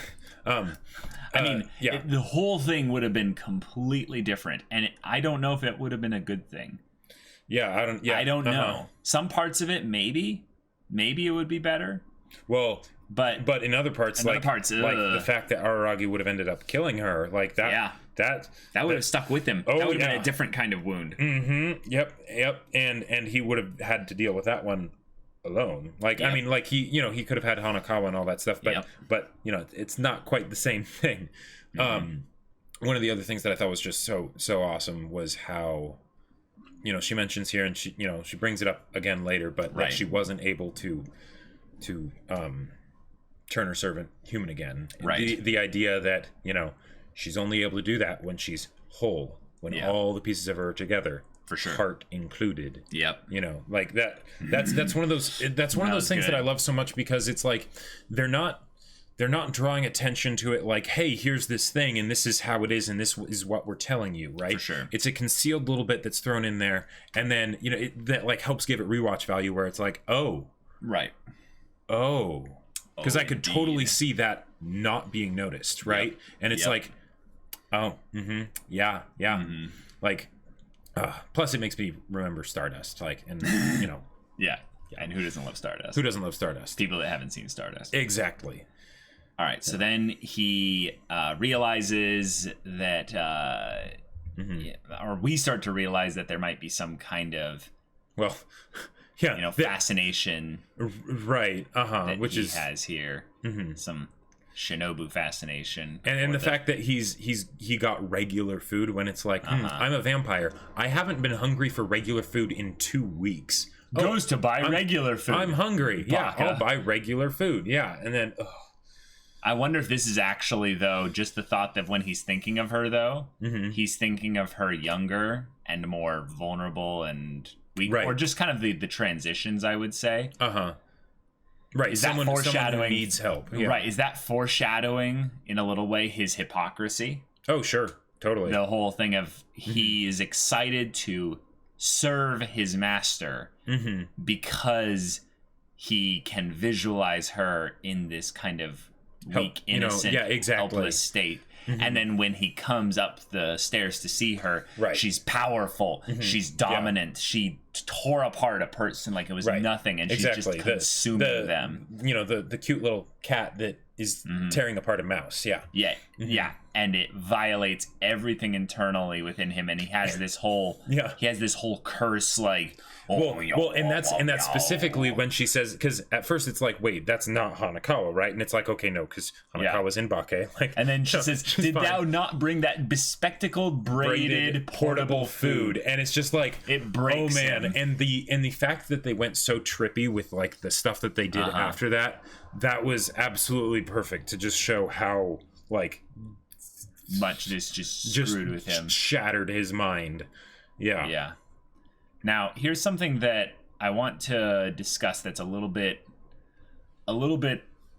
amazing here, is that this movie jumps around a lot with regards to setting, because honestly, this is a dialogue-based story. We're not really interested in setting, but sometimes the setting is used way too pointedly to be certain types of... You're talking about the light cross, I'm talking about the light cross. And they just showed that like 3 or 4 times. Well, I think it was about 5 times. But the thing is that they start off with her eating gutsu. And then we cut immediately from him staring at her to being in this despaired state, crashing through these stacked up kind of pallet things. And him realizing that she's going to keep killing. This is his fault. This is my fault. Blah, blah, blah, blah. And if Hanekawa or his sisters or his parents are eaten, it'd be his fault as well. Now, he's despairing. But the thing is that he hallucinates Hanekawa coming to him and him tearing her face off and eating it. It's just horrifying. But this is all, in some ways, like a really cool picture of where Araragi's kind of headspace is at. It's even and structured. It's got everything in order here, and he comes through and he himself destroys everything. In some way, I see him tearing apart all the things there as him punishing himself. As him basically saying, you idiot. Right. So because he's then in this fragmented state, you look at, they actually show a shot here of the entire place, and it's actually now torn apart. And then they zoom up as if thinking, like, well, almost from the perspective of the light cross. Exactly, that he's being left in this abyss here. Right. Why have you forsaken me, God? Yeah. And then he thinks about Hanekawa, and there was the beautiful moment of him realizing that she put her number back in his like phone. Which okay. Just stop right here. So okay. So this is, I will not say textbook hero's journey, but this is really good hero's journey stuff right here. Because at this situation now having the main character be in the pits of despair, right? Like this is kind of the last bit where they need to then come out of the abyss. It's like, okay, cool. But this is also where they basically realize that everything has happened is kind of their fault, right? Like, and that's something they chose to go on this journey. Because they chose to go on this journey. They decided to not be the reluctant hero, or they kind of were the reluctant hero, but they still chose. And the thing is that usually that's something that would be introduced at the very beginning of like, oh yeah, you screwed up, and now this is, and now you need to fix everything. In some ways, this is the beginning. But this is kind of the beginning because it's the beginning of the whole rest of his story. Right. And while he's in this place, and in the void, in the darkness and everything, it's the whole, God, why have you forsaken me? Then it's the whole idea of but redemption. There can always be redemption. There can always be a second chance. And Hanekawa believes in him even when he doesn't believe in himself, right? And the thing is that this is also a parallel, even though we don't know it yet, to the whole thing with Kiss Shot and wanting redemption, right? To do the things that she didn't do the thing that she wanted to do before, right? And this is my fault and stuff. now I want to set things right on this second time. Can I get a second chance, right? Yep. You know. And then she gets a second chance on the second chance. Like seriously. So this is just so good because the thing is that with all of this, right, that they've set up here, the fact that Hanekawa then, you know, comes over and, you know, and all that stuff, and she is entirely just there to be there for him, right? Primarily in every way. Yeah.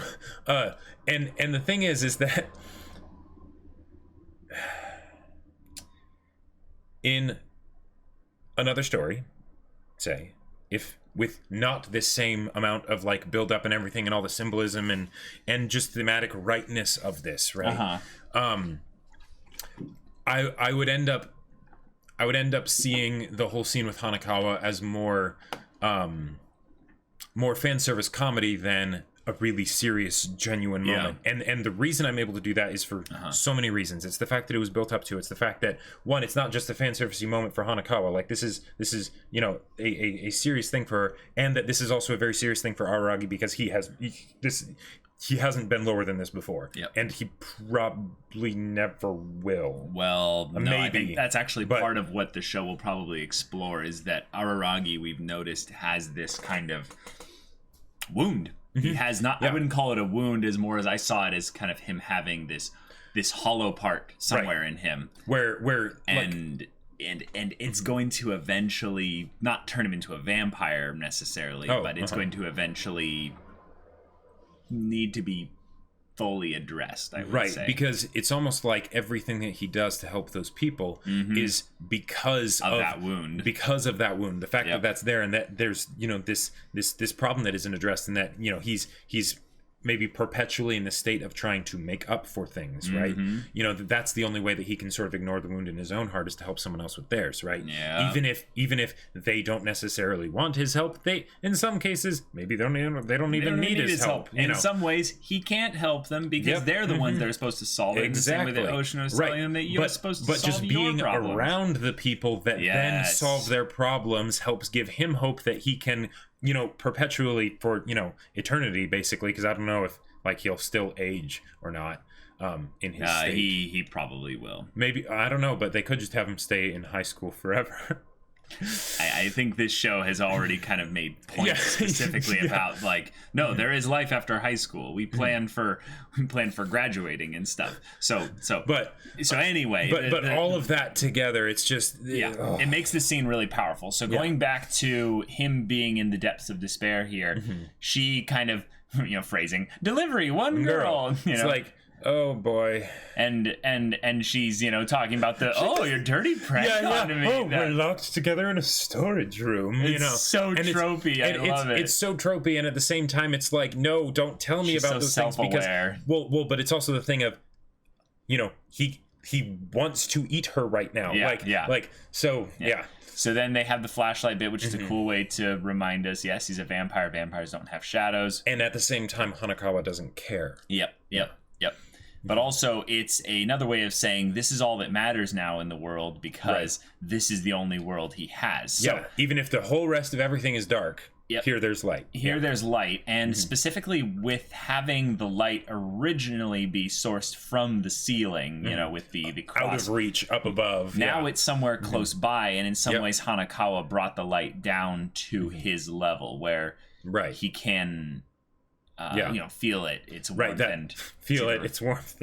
Yeah, exactly. Now, when you know, she deduces immediately that's why, you know, you're wanting to kill yourself. You're wanting to kill yourself. It's beautiful because in some ways, most of the characters in this show display some level of like passive perception that goes beyond, you know, you know, goes into like insanely high levels because this is dialogue and we're going to move things along here. But I think because of the state of this room that she was brought in, the way she was called, I mentioned this in the episode. I would be genuinely concerned to the point of thinking this if someone called me under these circumstances. Well, and also, you know, you can recognize things in others when you've seen it in yourself. Absolutely. And given that we know all the stuff with Hanekawa and stuff, you know. Yep, that's a very good point. So, you know, she keeps trying to hold tightly onto him as he's trying to give the reasons as to why he needs to die, He's like trying to convince her, and this is something that convince himself. This is something that's very common with people that are going through this level of depression, and is that basically they want to run away from all of this, and some parts of them aren't able to let go. We are on some level animals that our most basic instinct is survive, and basically you it's not natural to not want to survive, so there has to be enough basically pressure put on that in order to push past that point. Well, and I love her imagery of saying your heart is running away and your body now, and it's something that, you know, she basically kind of does the risky thing by calling him on his BS by saying, you know, this is actually the selfish thing. Like, you doing this is actually selfish. And I love just all the arms and the hands kind of clutching onto him. Please. And the way that Araragi has basically set all this up, both to convince himself, but then also because he wants her to convince him, because he knows that that's the kind of person that she is, that she might be able to do that, because people are complex, right? And very, you know, contradictions and such, right? So, and here he is in that state of intense contradiction where, you know, he at the same time wants her here, and at the same time doesn't want her here because he's afraid he'll eat her.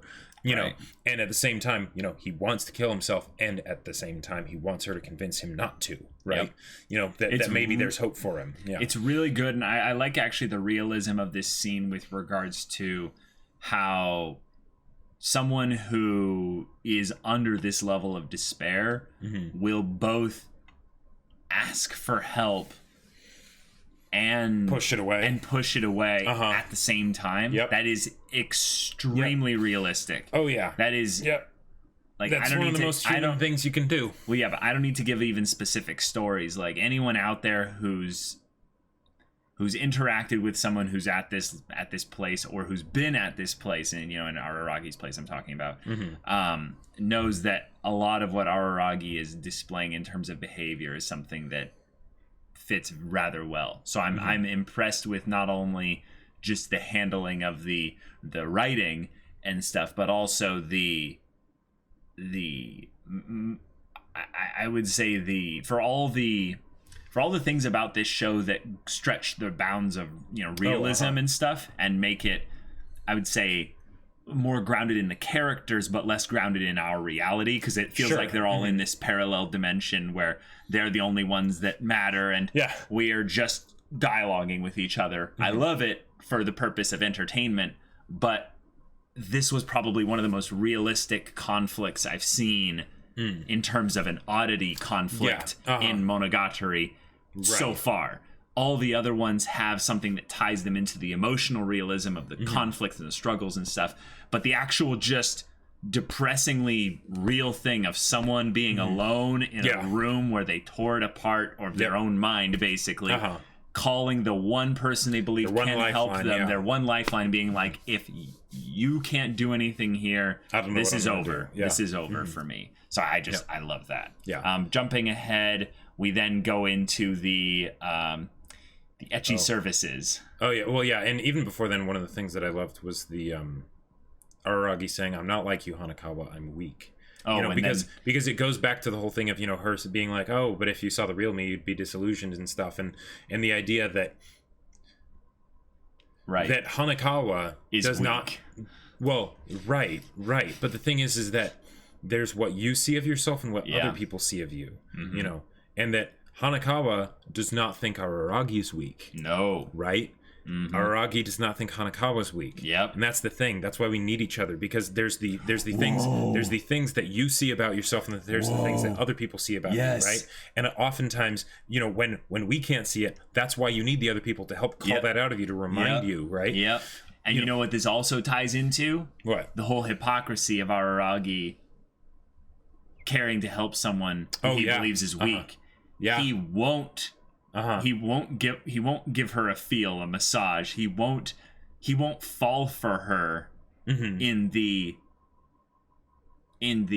permanent sense because he sees her as strong. Like, do you realize that's how broken Araragi is on some level? That on some level, this was doomed to fail because he sees Hanekawa as so perfect.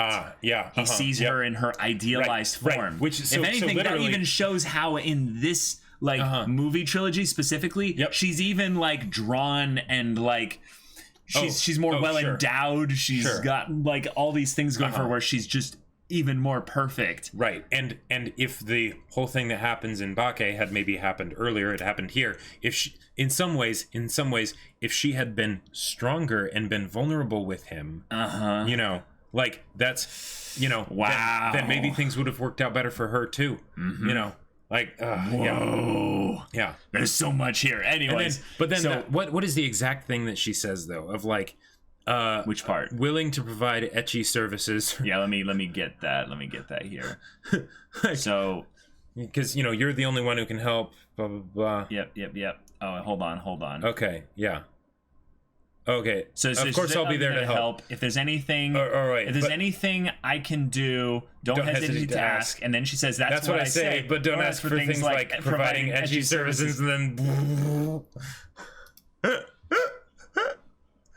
Wow! Like you do not understand the human nature of things, Hanekawa, because by saying "don't ask for this thing," you basically said, "Please ask for that thing."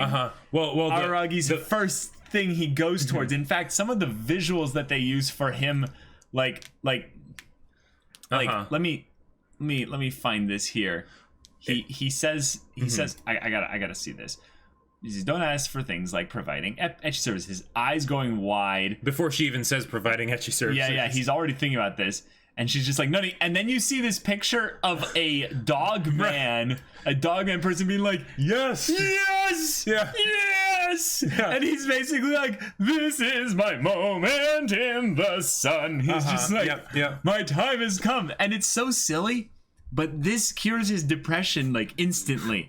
Like, this stupid picture of this whatever this cartoon character is. And you know what's one of the things that I think is interesting is that Hanekawa was the one who brought that up. In a lot of ways, Hanekawa incepted the idea because, well, she kind of wanted him to ask for that because she also has the contradictions of not being able to be honest with herself or with others in a lot of ways. So she's not able to actually say, hey, I like you. Let's just do it right here, right? So instead, she says, just don't ask for providing ecchi services. And then she's like, yep, okay, yes. And she's like, okay. You know, and she does the whole thing of the, you know, all that stuff. I mean, no, if anything, it gets into kind of the comedy territory because she's doing like, why is that necessary? And then he's like, you don't understand. You didn't see her in her beautiful form. And I'm like, afraid of being swayed by her. And then she's like, oh, really? Right. Okay. She's like so disappointed by like, the reasoning behind it being like literally. Well, she's like, you couldn't just say like because you know I like you, right? Baka. You know. Instead, he has to immediately start talking about this vampire lady, and it's basically saying I would like to use you. As a means by which, as a tool by which I will get a little bit more satisfaction and confidence in life. Right. And she has already been dealing with all kinds of, crap essentially. So she's basically like, it's giving. Is this the best me what I want, get? But not what you want? Yeah. Right. And she's basically, is this the best okay, this is the best I'm gonna get. So she gives a minute basically to, in my opinion, amply basically give Araragi even more opportunities to fall in love with her by doing things like, I'm going to take off my glasses because maybe she's a little bit ashamed of the way it makes her look. She unbuttons her blouse. She takes off her bra. And we know that she has a confidence issue because then later, after we go through the hilarious bit of him like trying to convince her how he's going to grope her.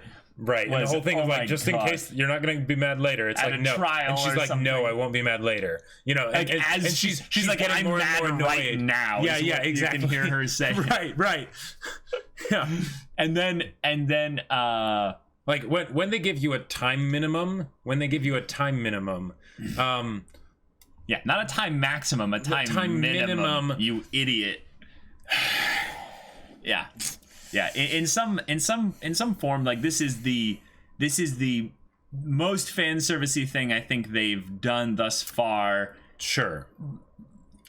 The Sengoku stuff was pretty fan servicey, but I would say it was more just kind of like, oh, okay. But they literally were like, just don't do any ecchi services. Right. You know? This was like, no, we're gonna have an ecchi scene. Like we're gonna go hard. Oh my this. God. And suddenly he gets all this courage when she starts doing the weak thing, basically. Weak thing, exactly. Right. Yeah. But then the thing is he realizes, like, wait a minute, hold on a second, you know, and then he chickens out. Yeah. Yep. I get it now. My entire life is moving. I was solely to experience this day. Yeah. And then, actually, it shouldn't be possible to fondle a friend's breast. Friend's breast. Like, yeah. Oh, yeah. Yeah, all these guys complain about the friend zone, but look at Hanekawa. Like, Hanekawa. That's... Oof. Yeah, I love how she was so, like, pissed. So pissed. Chicken. Yep. And then afterwards, he's like, "What if I massaged your shoulders?" and he just sort of, and then that's it. It's like, oh my God, like that kind of thing made. What was it later when Oshino talked about like a, you know, you'll be like a half-assed vampire sort of thing. It's perfect for you. It's like, yes. So that whole scene concluded, and we head towards, Araragi resolving that he's going to have to kill. And in some ways, engaging the monster. Yeah. Right. Yeah. Yeah. So there's you know, this whole battle, which was battle. Like, okay, the whole thing was animated so well, and yet with the way it was drawn, it was both so hard to take it seriously, and it was absolutely perfectly fitting. Because if you have beings like that are stupid strong and whatnot, like, it's either going to be something where their punches do nothing, which is something that always bugs me, like in storytelling, where whenever you have something that's basically not a blade or a bullet, right, it cannot actually hurt the person because bludgeoning damage doesn't exist. And it's like, oh my God, like, just now in this case, one punch just takes the head just clean off. And it was so comedic too. It's like, I've built up my resolve. Let's do. And his head like spins like with his bottle neck, rockets, and then pops off. And then boing, boing, boing, boing. Yeah, it was a hilarious scene. It was comedic. The animation drawing was chaotic, crazy, really well done. And there was a little weird part towards the end there where Araragi starts to become clearly separate from the backgrounds, like for like a split little bit there. It's when the animation goes nuts, but it's just how it was, I don't know how it was done or something like that. Well, yeah, it's this part here. Yeah, but then so pierces her heart. Well, before that, the fact that I love that basically, like, as a way to basically have the serious stuff in here too, right? Yeah. Because this is a very serious moment, as comedically drawn as it all is. Right. We see Hanekawa being like, "Holy crap, this is happening right in front of me." Araragi is doing this. You know? That was pretty heavy. That's heavy stuff. Especially with later when he gets just pasted.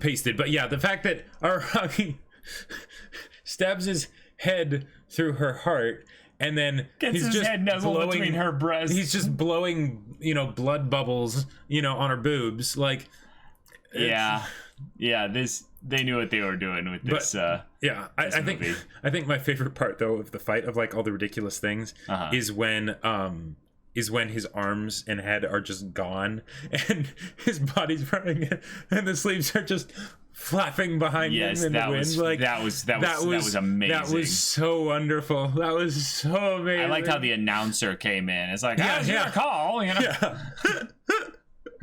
they have faced great challenges on the path to glory. I thought that was amazing. So Hanekawa jumps in and basically goes, there's something wrong, something's off, tells her to hide.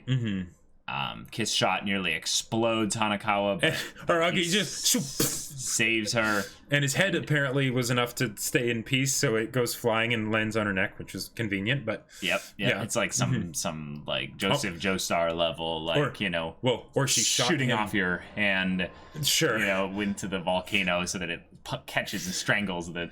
Or she shot him in just the right way. To give him that opening. I mean, if she's able to cut him in half without there being any blood or him moving.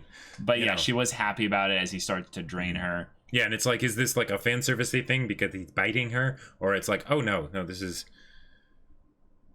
what she wanted. Yeah, she wanted to die. And the decision to, like, for the final, like, look that she had when she's, like, mostly drained and stuff. Like, because I feel like of all the looks that she had, that one was the most like vampire-ish. Like when in the second one when she's sleeping and then she wakes up and is like, vampires are able to regenerate, and because of that, they stay in perfect shape, and then goes back to sleep. Like that was actually a vampire-looking version of her. Right. So I'm glad that they used that one here, because it, like, she just looks gaunt and like on death's door. Yeah, she also looks young and old at the same time, if that makes sense. Yep, exactly. Like, she looks like she could be 55 or 15. Like, I couldn't tell you which it is here, except for maybe just the fact that in anime terms, there's no skin There's no blemishes. real way to tell. But they actually do draw wrinkles around the eyes, which does make her and the older. ears. Yeah. Well, the ears are kind of the vampire. Right. But the thing is, like the fact that they're going like sideways like that, like that's it makes me think of something that's like doesn't have much life left in it. Where if it's like like stereotypical like elf anime girl or whatever, it's like super pointy ears, whatever. Sure. So she became afraid of death. I love when Araragi starts crying over her. Yeah, and there's kind of a beautiful thing in the idea that he's basically saying, this is my blood that's flowing. Right, and which is a callback to... Isn't it flowing within you too? Because, she was crying, at the very beginning. She didn't want to die. Yeah. Yep. Yeah, exactly. Yep. Yeah. And then she's like, wow, Hanekawa, thanks a lot. Now there's no way he's going to do it now. Exactly. Yeah. That was fantastic. And then she does the thing of, okay, if you don't kill me, I'll eat ultimatum. I'll eat 1,000 humans a day, starting with her. And she thinks she's won, and in some ways Araragi is like, okay, I give up. Oshino, help me. I can't do this. And you don't need to yell, I can hear you. Also, this is another thing to kind of showcase the Araragi Oshino connection. There's a part here where they literally have them looking this is straight up unlimited blade works. Well, like, you don't need to say sorry, too late. Anyways, I won't say anymore. But the hairs that they have, did you notice those little gray hairs? I think at some points they showed Hanekawa is having like individual hairs that they showed too. But that must be an anime thing. Because... But the whole thing of them like walking like opposite directions, both having the hair covering their eyes and stuff and not showing themselves, and yep. But then kind of just it's your own problem. Like, solve it. But then he literally helps him solve it. It's like okay, Oshino. Yeah, like it's absolutely fantastic. It's absolutely fantastic because, okay, if you think about it, when he finally calls out for Oshino, baby, and with the whole like cross, symbology before, this could be considered a, God save me, right? And it's the thing of him coming to his wit's end and, him basically asking for help, right? And humility Oshino and has everything. The St. Peter's upside down cross, Yep, he does. And then... But it could also, if Oshino is like, his future self or whatever, it could also be something of, but don't discount yourself and, and just how far your resources go. Right. Araragi constantly calling himself weak, right? Yep. And yet he constantly is commenting on how strong Oshino is, right? Yep. Oh, you were able to steal her heart without her noticing, you know, which again is something that he also did, like, Yep. you know, in a way, because like, you know, just saying. Then also in the beginning, Oshino's like, oh, I thought you'd have to fight me for this. Meaning, like, I thought this would be some kind of big debate about whether or not you would give her the heart. Almost meaning like it's an internal. Has happened before, or fight. Like it's absolutely fantastic. Yeah. So then Oshino basically comes into the situation, and Shinobu's pissed. She calls him a brat. A brat. Yeah. Hey, and as I mentioned, it's better than portable food. Yep. So then, you know, he basically says, you know, I can't make everyone happy, which, by the way, I am so glad that they had Araragi say in the prequel, essentially, here, which is, I think, like, the reason why we're watching this, you know, early, because it came out much later, is this is a foundational, like, look at what drives Araragi is he wants to make everyone happy. And I will tell you, if you are a person that wants to make everyone happy, this is straight up, again, Unlimited Blade Works level Shiro. Like, I'm not saying that they copied it or whatever, but but right, but exactly, the whole idea of making everyone happy, and it doesn't work, which works again both for Araragi, you know, as like Oshino being like a future Araragi or whatever, right? But also, you know, but also for the whole idea of Oshino being, you know, some sort of god figure, right? Where it's the whole thing of like, can't you just make everyone happy? And it's like, I think it's more of a representation thing, because each character seems to have kind of a role that they play overall in the story that goes beyond them as an individual character. Totally. Kind of like the hero's journey, symbolism and stuff. So he could symbolize that as well. So then he comes up with the compromise, and Shinobu's not okay with the idea of living that 10th life, basically. But you know what's crazy? I was calling this earlier the selfish ending for Araragi. Basically that he wins out because he gets the best result for himself here. But in some ways, the fact that him living a 10th life, living a half life, living an oddity life is a selfish win for him. What did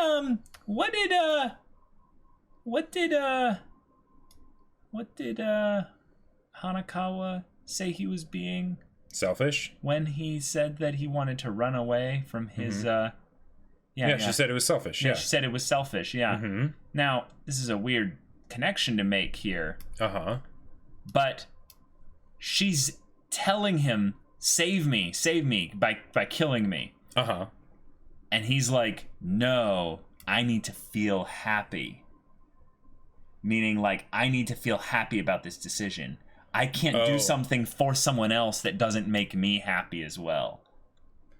Okay. So it's selfish on a whole nother level as well. Sure, but at the same time, it's the thing of, it's, you know, it is probably the best solution, but it's still But hear me out again. So go for it. All right. So one, he says, "Forgive me, kiss shot," which I think is just fantastic, and the fact that they cut away from what's happening when he says that is wonderful.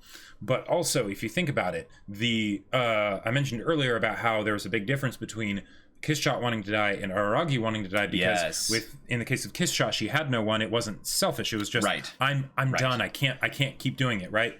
You know. And the whole thing of the redeeming herself and stuff because of what she wasn't able to do before. And then with Araragi, it is selfish because there's all these people that care about him and stuff, right?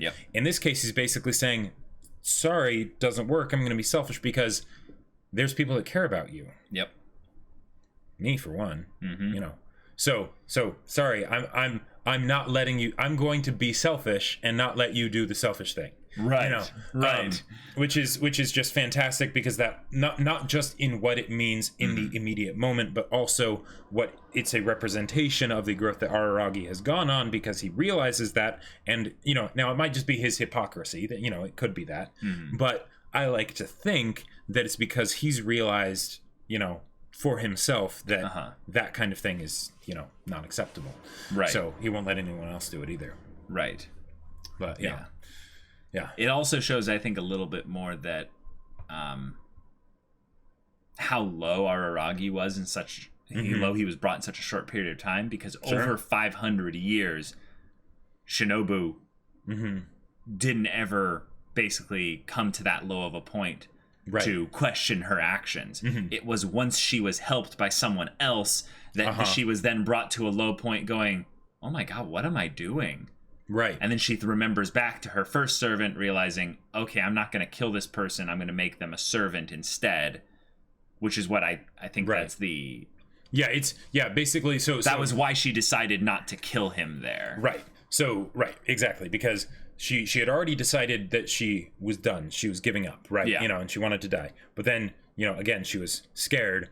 Yep. But then, in a lot of ways, the act of, you know, Araragi's act of sacrifice gave her courage. Yes. So then she basically said, okay, I can do it, maybe if it's for someone like this. Yeah. You know? Right.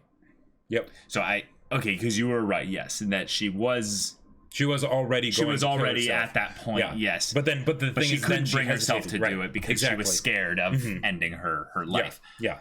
And what that whole thing entails, having lived for 500 years and stuff. So Araragi saves her by not saving her. Right.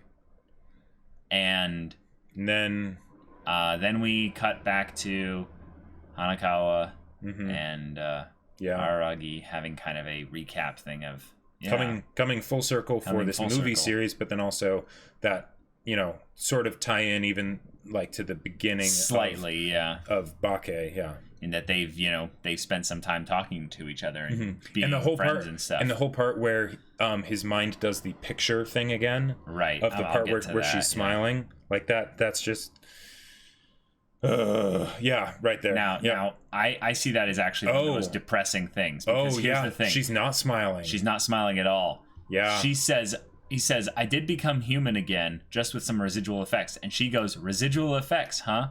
Yeah. Meaning like I'm just residual effects. Basically, yeah. Like what about me and all the stuff that happened over that journey, you know? Yeah. And he says, now that I'm a human, I feel, makes me feel like the world has changed.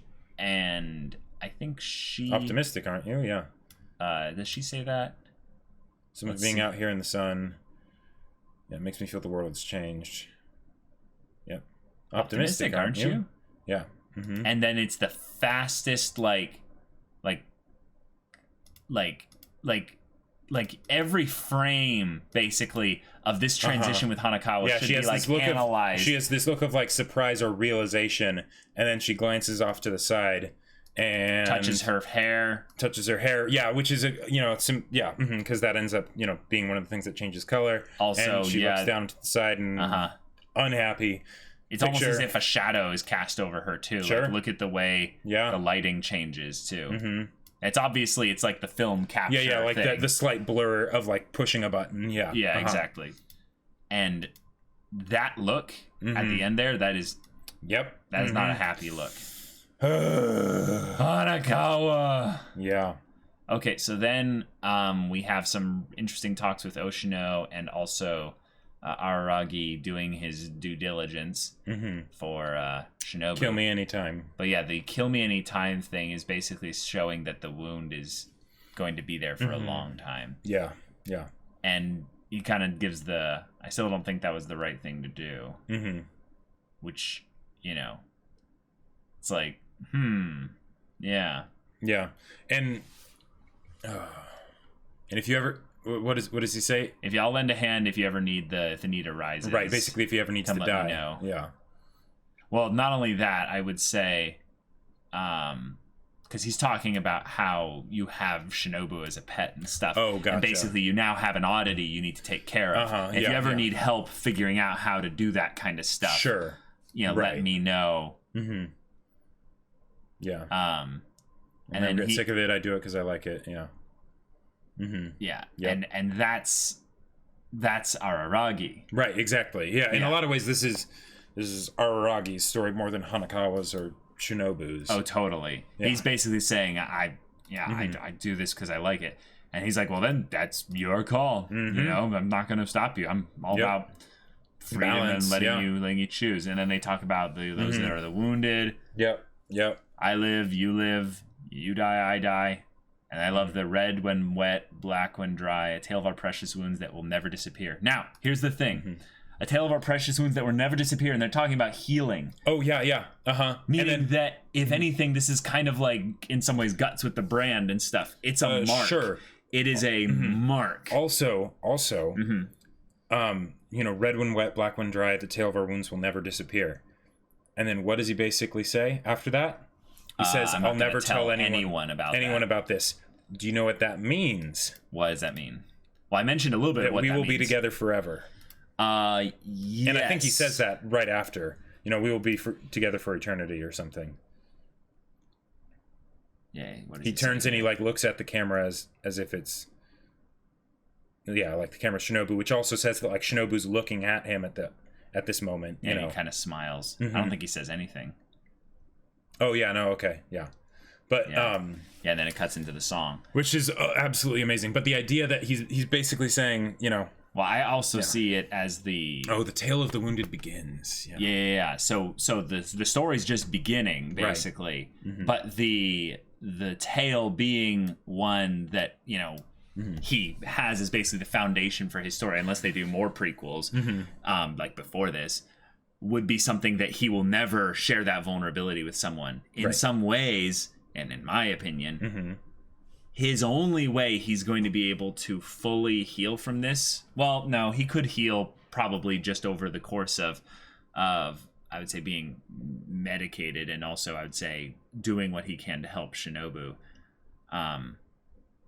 But in order to be, I would say, 100% fully healed, he does need to process this by telling the story to someone else later and have them listen. And Araragi needs therapy. Like he needs classic telling your stuff to someone who will listen and giving you, freedom from certain things that are binding him up inside. And maybe that's why him and Senjigahara end up actually fitting so well together, is because it's just two broken people. I mean, that's what all the characters are. All the characters are broken. It's just a question of Araragi's brokenness is now way more defined than it was in Bake. And because he wasn't really the full focus in Bake. And there's a part of me that wonders how much of this is also showcasing maybe how broken he was before the story started. Yeah. Because before the story started, it's just he randomly, ends up seeing a girl's panties, and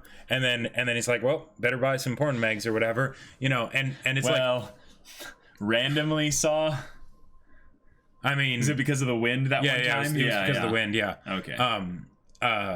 But the whole thing of him being in the state where he wanted to die when he was a vampire makes me wonder how much of that was something that was, maybe already there beforehand, where he felt because what he said to Hanekawa of, if not for you, I would have died a long time ago. For sure. Yeah, I could see them going back and doing more prequels at some point, but for now, this is a very powerful beginning because it sets him on a specific path where he's going to be saving or trying to help or help heal. But as for why he's doing it, we can look at it through an entirely different lens now that changes so much. So wow. Yeah. Great movie. The ending song. Fantastic trilogy. I gotta say, if I have to tier them still in order of appreciation, one is definitely, in my opinion, the weaker of the ones because it has to set up everything. And it's not something where you can really I would say that you can really say that it's the worst one. It's just that I had more fun with the second movie, like you, than the first one. And then the third one is very, very close to the second one. But the thing that I'd say makes the third one have, if only the slightest, I'd say, detriment to it, it's actually the ridiculousness of some of the humor. There were certain parts where they went into some really heavy things, and I expected a little bit more exploration. Oh, okay. But the hilarity and the you know, the ecchi scene essentially, I would say was the right kind of silly humor to have. But if anything, kind of the confrontation fight, while being probably one of the best animated parts of the entire trilogy, was almost a bit too ridiculous. Yeah, maybe. If anything, I would say the thing that brings the third one down a little bit from the second one, even though the third one is very, very different and like it gives a very different feeling and stuff. Because like maybe when I rewatch the second one, it'll be like, oh, the vampire fights, like the vampire hunter fights, aren't as interesting, you know? Yeah. Like I could see that being a thing, because the third one is like wholly character focused, like other than that fight at the end. But is that Araragi went chicken, and that just bugs me. Whereas in the second one, you know, our resolution is the you know, the panty reveal, and then you know that's that, and then you just know that at some point in the future it's not going to end well. But I will give praise though for the third one in doing a stellar job in bringing us back to the beginning of Bake in an excellent, in a way amazing that way. makes me want to immediately rewatch all the Hanekawa episodes specifically. Like in some ways I would say the Senjugahara bit in the beginning as well, because there was some Hanekawa in there, and if anything, you realize when you think about Bake over again how much Hanekawa just kind of is there, presses into every other character's story slightly, even if she's not there in terms of mentioning or something like that. It's like, oh my god, like this all started off with Hanekawa and Araragi screwing up a potential relationship with her over his own insecurities, weaknesses, flaws, and wounds. Yeah, because like it really just ended up being something of Senjugahara not having a problem confessing, and so episode 5, there you go. You know? Whereas literally, if Hanekawa, like, okay, all right, this is like harem plot armor though. The fact that Araragi like didn't clue in, like even from the second one, like, because all she literally had to do was just been like, yeah, I like you, and that, you know. There's like certain words that our dumb male brains sometimes have to hear. Otherwise, we are so stupid sometimes with realizing other people's feelings. And it's not even with just regards to romantic feelings. It can sometimes just be feelings in general. And I would say that on the by and by, I'm actually a much more emotionally rounded person than these stereotypical harem protagonist guys and stuff. I would hope so. No, but I was saying even like in general, that's still something where you know, kind of explicit communication is still something that's very much needed. A lot of times. And I can't put the ball wholly in Araragi's courts for messing up. Because Hanekawa had everything set up to just basically say, yeah, this is how I feel. You know? And while I applaud her 99% for the resolve, like she literally mentioned in this episode, for going so far to don't you get it? And then she's like, I thought we were going to go all the way. Like, literally, she did not call him a baka pervert, like, at any point in the whole thing. Although if she had wanted... she's not a tsundere. Right, like, exactly, yeah. Like, any other tsundere at the point when you know, he did the whole, you know, when instead of chicken, you know, she would have just, you know, if she had been a tsundere, she would have punched him into outer space. Like... But no, you know, and that's Anyways. I love you, Hanekawa. You're amazing. See, now the thing is I'm like, I almost feel like Bake might be ruined for me in some ways. So I'm gonna be like, no, what are you doing? Well, see, the thing is we're gonna get a whole other part here. I know. And then they're gonna jump maybe like back to the end of Bake, or it's another weird there's a season 2 of Bake thing. Apparently. So is that what we're watching next? No, I think Nisei is next. Nisei Monogatari. See, now we're jumping again to a different kind of thing. So who knows what's coming probably next. Going to be all new characters and new best girls, and so every single one has a different prefix before monogatari. And monogatari means story, right? Mm-hmm. Or something like that. I think it means story. Yeah, or love story. Okay. Gotcha. I think it might be love story. It is mono. I think it's one story. Mono, Okay, well, it's not necessarily Latin because this is Japanese. But so, monogatari, it's at least two separate things for the... I'm not going to pretend to understand Japanese. Point is that they have a prefix before each one that's different. We had bake, which meant monster. Right. And then we have kizu, which means wound. Mm-hmm. So if the next one is nisei... Yeah. I have no idea what nisei means. No clue either. But I'm excited for that coming up next. And the whole bit with, kizu, it's just like, yeah, that hurt. Yeah.